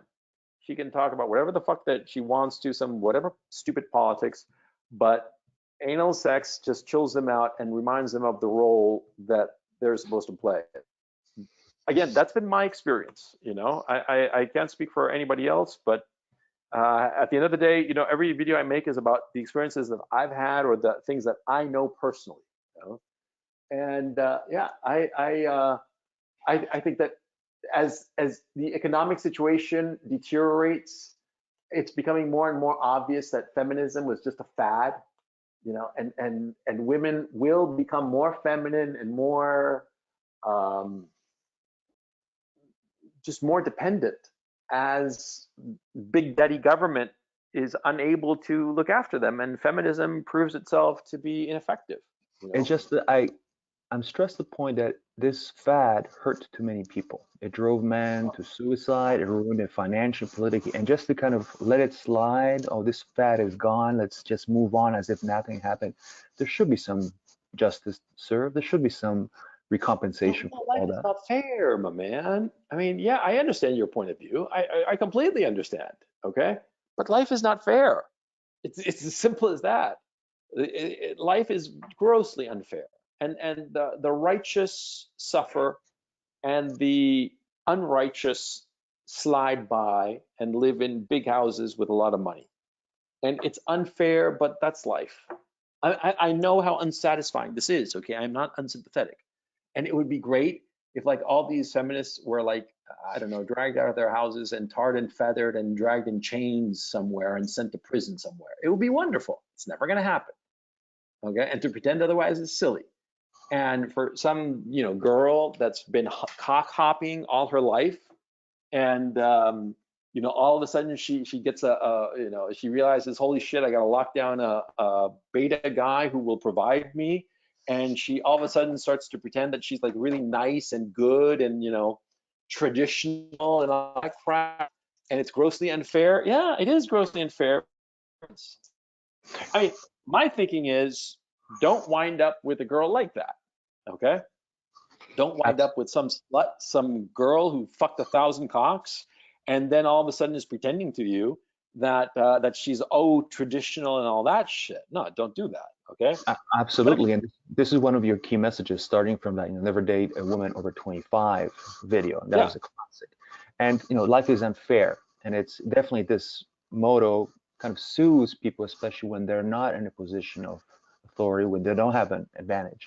But if this situation were to shift where guys have an opportunity to to make a decision, and they could let it slide, or they could give some sort of repercussions, wouldn't that be an opportunity to do so? I'll give a quick example. About 2 weeks ago, an ex-girlfriend of mine contacted me, and she was stuck in Southeast Asia because she had flown out a month before the border lockdowns to Thailand. God knows what she was doing with whom. She's cock hopping. Yeah, we know. And but she contacted me all of a sudden and say, "Oh, have you been? Listen, I'm running low on funds. One of my flights got canceled, and my credit card is maxed out. I need money to buy another flight back. Could you help me out?" And not in the detail. And I thought about it. I think this is one of that was right before your first webinar when I popped that question, because I was in turmoil. I was thinking, what did I do? That is someone who needs help in a dire situation. But on the other hand, I remember how she treated me. I remember how she ended it, and she ended it in the classic, I need some space to explore myself kind of reason. Maybe that's why She wanted to try the cock. That's what she needed. That's it. So she was very, nonchalant about dumping me. And now she's Yeah. turning around asking for for over $1,000, to help her buy a flight back. Mm-hmm. I didn't. And how did she take it? Pardon? How did she take it? Well, she took the mask off. She started calling all sorts of names, and I'm cheap and all that stuff. But until that moment, she Oh, was. really? Tell me the details. Don't skip over. That's the fun part. What happened? I was ex-girlfriend. We ended a couple of months ago, and then she, wanted to explore herself. Typical, liberated, independent Western woman. And right before the lockdown, she flew out to Southeast Asia for a trip. Mm-hmm. I don't know the Mm-hmm. details. And then all of a sudden, I get this contact saying, "How have you been? Listen, I'm stuck. I'm running out of money. Would you help me out?" Mm-hmm. Mm-hmm. And I chewed on it for a little while. And then in the end, I said, How long? How many days did you think about it? 4 days. And what did you tell her first? Did you tell her I have to think about it? Yeah, I told her I had to think about it. I'm not sure if I have enough money right now. I'm stuck at home, kind of unemployed right now. I need to think about it. Okay. And while you think about it, did she send you more messages? Yeah, she was very nice. How are you doing? How's your day? Blah, blah, blah. And then when I hit Every the day. line, yeah. Okay. And then when, I made the decision, listen, sorry, I don't have the funds. Plus, you should be responsible. Why did you even fly out before the lockdown? That was very unreasonable. What about your parents? Blah, blah. And she doesn't have a good relationship with her parents. And then she flipped out. She started calling me all sorts of names, and that's it. I'm not sure Oh if she man, got okay. Guys, I mean, I'm gonna put everybody's hand down here, real quick, because I wanna see a show of hands. I'm gonna put everybody's hands down. Who thinks that this is typical? Raise your hand if you think that this is typical. Who thinks that this is typical? Yeah, are you seeing it? By the way, Chris, are you seeing all the raised hands? where can I see? I'm sorry, I don't see that option on my menu tab. But Oh, okay. Well, I'm most everybody's hand is up. Most guys see that this is very, very typical. Yeah, this is a great story, man. Yeah, this happens all the time. But the thing is, see, it's human nature. It's not women. Okay. I mean, how many times have you asked a favor of somebody? Okay. And maybe you didn't know them that well. They weren't that good a friend, and it was a big favor. And you played all lovey-dovey and you were all nice to them, and maybe you invited them out to hang out with the cool guys or whatever, because you really needed this favor from him, right? And the second the guy didn't come through with a favor, you sort of like ignored him, right? Or maybe he came through with a favor, and after he came through with a favor, you blew him off again, right? It's human nature, okay? Don't think of it as a woman thing. Absolutely. That's not how I'm framed the whole issue. Yeah. I'm not an angel either. But my issue is that in a position of making a decision, potentially that has severe consequences for the other side, what morality do we take? It's no longer, life is unfair. That's an obvious. It's that I could either stick by my morals, all the stuff that you have been, discussing over the years, and say no. Now I have an advantage. I will not be, suckered into this. Yeah, exactly. Or you band it. And on a By large the scale, way, on a I'm societal assuming scale. this girl. By the way, Chris, I'm assuming that this girl was stuck in Thailand or wherever the fuck, and she wasn't going to be killed the next day, right? I'm assuming. Yeah. Yeah, she was just stuck in, far away from home, but it wasn't going to be like life threatening. She wasn't going to get shot the next day or some shit like that, right? Yeah. I mean, because if that were the case, well, then yeah, okay. I mean, come on, but not out of like, you're an ex-boyfriend, but just because you're a friend and poor thing is going to die tomorrow. That would be, yeah. But if that's not the case, and which is what it sounds like here, yeah, it's her fucking problem. She can figure it out as She can go back to her parents, suck it up, and ask her parents for money, and that's that. You know. So no, I wouldn't feel a bit bad about that. I think Absolutely. it's kind of And this is kind of like a micro scale example, but I'm going back to the macro scale, societal scale, where where these men who've been divorced, raped, have a decision to make, where the guys who have been screwed over a number of ways, a decision to make, serious decision, much more serious than I have. Mhm. How does one react? I mean, what is your overarching message here? Life is unfair. Let's be all nice to each other, or let justice No, be no, no, no. served I at don't every believe opportunity. in one another. No, I'm about advancing your interests. Okay, you got to advance your interest, not somebody else's, Mhm. And not allow yourself to be manipulated into advancing somebody else's interests. Because in this case, this woman was trying to manipulate you into advancing her interests, and you said no, and it pissed her off. Okay, especially because every day she was calling you and trying to butter you up. And probably by the fourth day, she was, so this is in the bag. This is going to happen, right? And when you said no, that must have just really, yeah, really just hurt her ego and just like, yeah, okay. And yeah, of course she was pissed off. And so, yeah, but my thinking is that you should be advancing your interests, not necessarily to the detriment of somebody else. But if it's you or them, well, fuck them. Simple as that. Okay.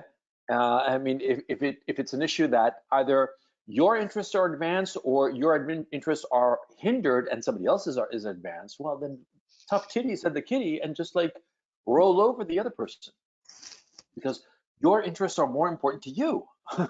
Why should you sacrifice your interests for the well-being of somebody else? The only person that you should be sacrificing your well-being is for your children, not your wife, not your woman, your children. Yeah? Because your children is your biological imperative.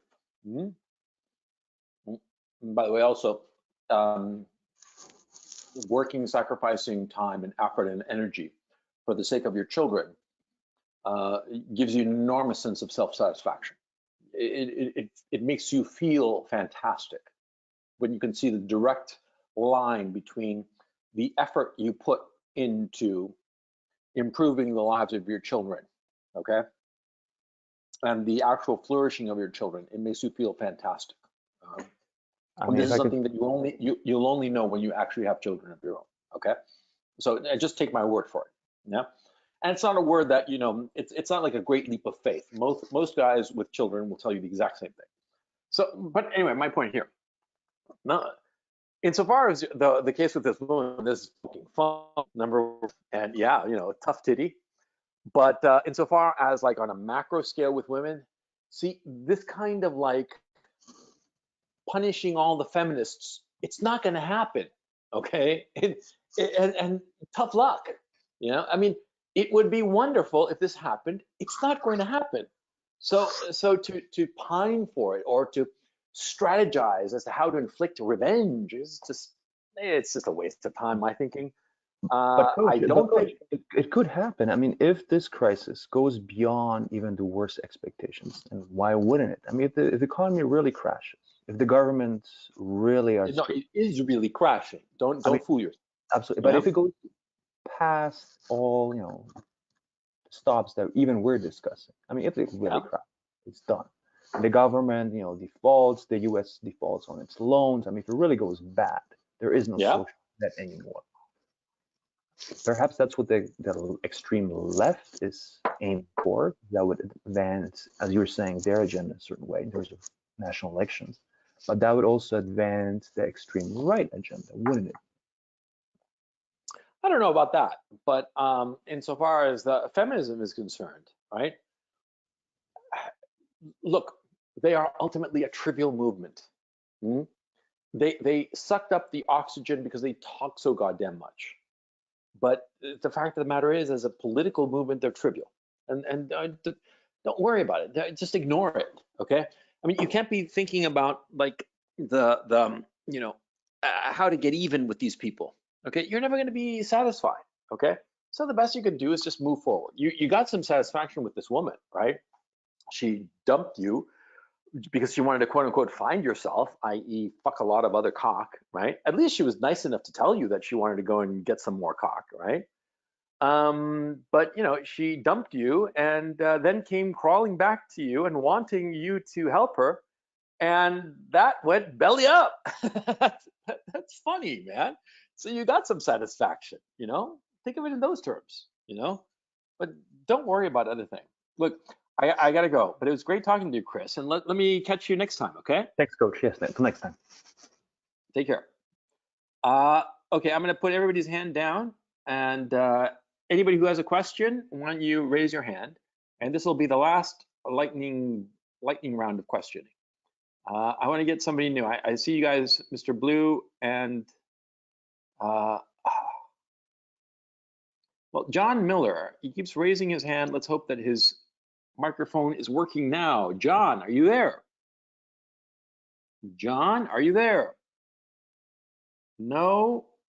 John, you there? Oh, man. John. Come back, John. Come back. Okay, let me go with Ian Baunok. I hope I'm pronouncing that correctly. Ian, are you there? Yeah, yes, sir. Can you hear me? Pretty good. What's up, man? Not much. So I had a question. You kind of touched on it earlier with the whole one-liner for the for like approaching girls and stuff. I still struggle with approach anxiety, but I figured that's kind of a thing you just gotta like, you know, go out there and do, right? Yes. The more you do it, the less anxious you get. It's like, I remember when you started driving a car, Yeah. and how do you drive now? No anxiety whatsoever, right? Yep. Exactly. Exactly. Same thing. So cool. So And what's your then, question? well, so I'm in Michigan here now, and I've been living basically as I would without the governor's order. I'm in real estate. I just listed a house yesterday. I went there, you know, to get pictures and meet the clients, look at the houses I usually would, in direct violation of the governor's order. But most of the time I don't care, but I'm kind of getting paranoid here and there. Like, do you think that's doing this, living like this is going to be something that's going to get my door kicked in, or am I kind of worrying too much about that sort of thing, you know? You're worrying too much about it. Yeah. You know? Yeah, my thinking is just ignore it. I mean, just ignore it. Just blow them off. And if anybody stops you, say, no, I just had shit to do. Just ignore it. You know, because I think that the cops, they're not stupid. And they're thinking to themselves, man, you know, I'm stopping some guy for just whatever the fuck. This is just dumb. Okay. And I think as more time passes and we don't see these stacks of bodies all over the fucking place, Mm-hmm. the more people are just going to be like, this is dumb. And it's going to become this political issue. Okay.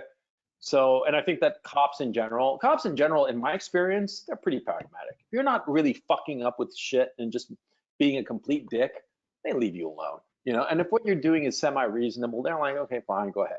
You know? Yeah. I mean, I've interacted with cops all over the place for different reasons, you know, and they don't want to make their lives difficult, right? So they're not going to make your life difficult, right? But Right. anyway, I'm interested in what city are you in, and how's the real estate market there? So I live in Port Huron, which is like an hour north of Detroit proper. We kind of have, it's not, just before we got into the webinar here, I was looking at trying to find houses that had went pending in April, or I'm sorry, Mhm. April this month, and it was like 2, you know, compared to last month, there were several dozen. So the collapse hasn't been reflected yet in the prices, but I just listed this house for 64.9. We're a pretty low priced area here, and it's been crickets on it, you know. So I don't get along that well with others. So a lot of the other agents don't like me to begin with. I think that could have something to do with it, but not all that good. It was going pretty good. I mean, up here in Port Huron, it kind of stayed like 2008 since 2008 until now. So it's not that much worse than it was, but it's definitely, you know, last year's spring market was insane. This one looks like it's just going to be a total collapse, you know? Yeah, yeah. I mean, like in the springtime, you were saying that it was insane. In what sense? Number of properties or the rise in prices, or both? Both. So you would, like I say, even up here, which is like a decidedly lower class area, as long as the house was priced correctly, it was easy to show, yada, yada. I mean, you'd have highest and best offers within a day or two on the market. And that was, you know, that's kind of how it's been since 2014, 2015. So now to have it be the time of year when stuff usually starts going crazy, because we get busier here in the summer because it's not cold during the winter. So to have it be like it is now, where it's just like a giant shutdown in comparison, I mean, it's mind blowing, you know. And you've had, like, in the past month, it's been 2 houses, you said? That have went pending for the entire city, whereas the month prior there were several dozen. I might actually still have it pulled up here, but yeah, so I'm clicking through the pendings just for my particular city, and all the listings, all the houses that are currently pending, I'd say 80% of them went pending in February or March. And clicking through the 29 currently pending homes here, only looks like 2 of them went pending this month. So Wow. yeah, you're talking a couple dozen last month and the month prior versus 2. And it's, yeah, so that's a pretty big difference, you know. How's the mortgage markets going? I mean, have you talked to lenders? What are they telling you? So they're still lending if the borrowers are really, really strong. My particular lenders were telling me that, you know, if you've got a strong buyer, bring them through. But a lot of this, as far as I know, I'm more of a listing agent, so I'm not too well versed on the buyer side. But from what I understand, a lot of the programs that were prolific, you know, up to this point are no longer as easy to get into, you know. And what they started doing is like employment verification a day or two before closing. They used to do it if they even bothered a week or two, and hey, you know, if somebody lost their job and closed a loan anyway, whatever, they'll find a way to pay for it. But now they're really making sure that people are going to be able to keep the job that they applied, that they had when they applied for the mortgage. So they're being a lot more stringent on their due diligence of the borrower. Yep, which is going to have the effect of, you know, when we're in a situation, especially in Michigan, where let's say at any given time when the market's good, 50% of people roughly, you know, buying a house are FHA buyers. You know, these people sometimes, I just closed a loan, to give you an example, last month. My client didn't even bring $800 to closing. So they're really highly leveraged, and it's a situation where when that's half the people that are buying a house, when they all disappear, and then on top of that, you've got the conventional buyers that otherwise would have been there, half of them are gone because they don't have jobs. It's like, I don't see how the prices can't crash, you know? Yeah, they'd crash, basically. I mean, oh, Jesus. Okay, well, that's really interesting, Ian. Yeah, yeah. I'm just really fascinated by this whole stuff. Yeah, because like I said, my thinking is that in a few months we're going to see just the prices tumbling, and you're already kind of giving me proof that the lenders are just being a lot tighter in their requirements, and that's just going to continue to increase.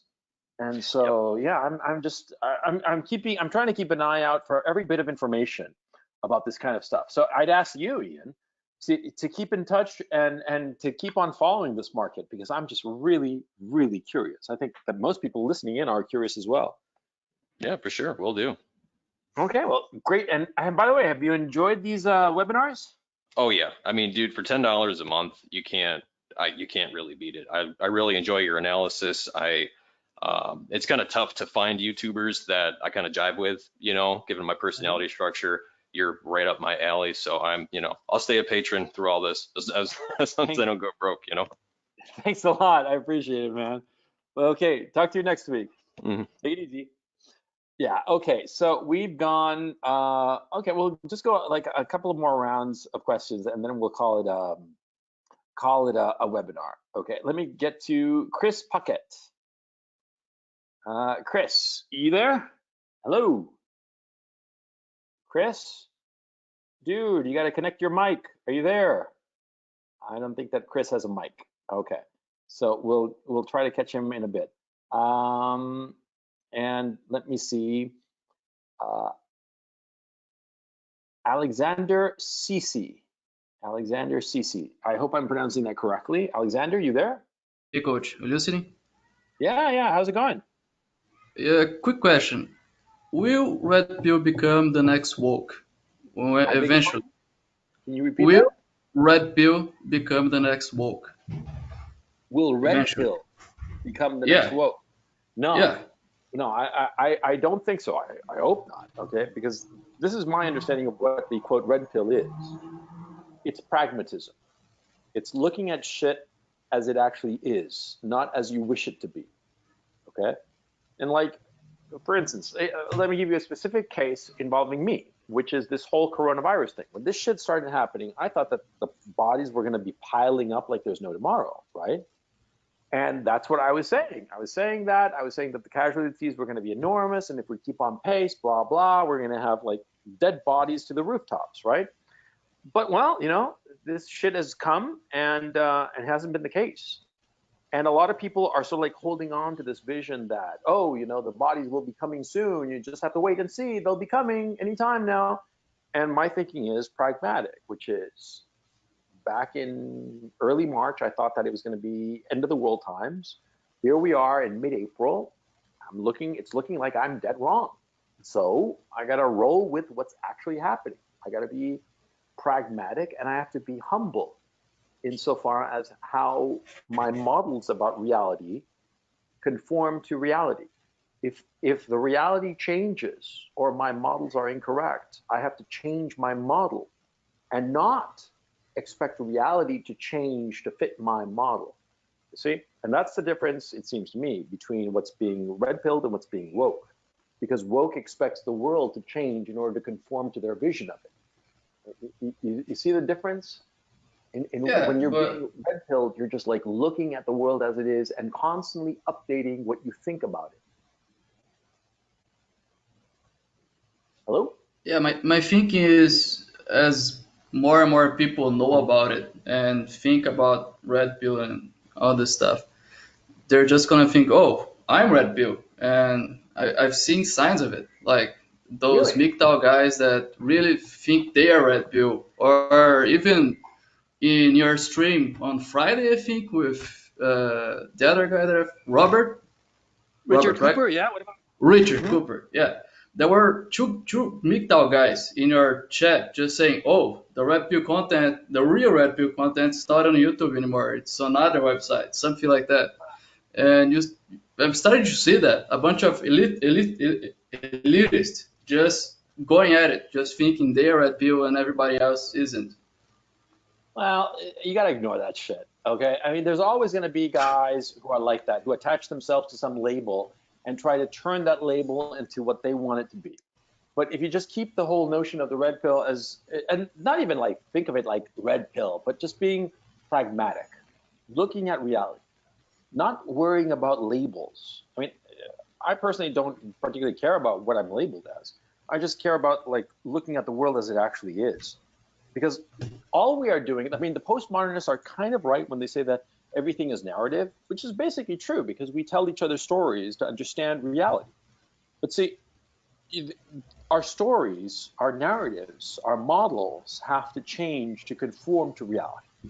If we take that as a starting point and take that are humble in the fact that our models are can not only be wrong, they are likely wrong most of the time, and that we are only able to get slightly closer to an accurate model, but never really be, truly correct all the time. If we're humble that way, then we're fine.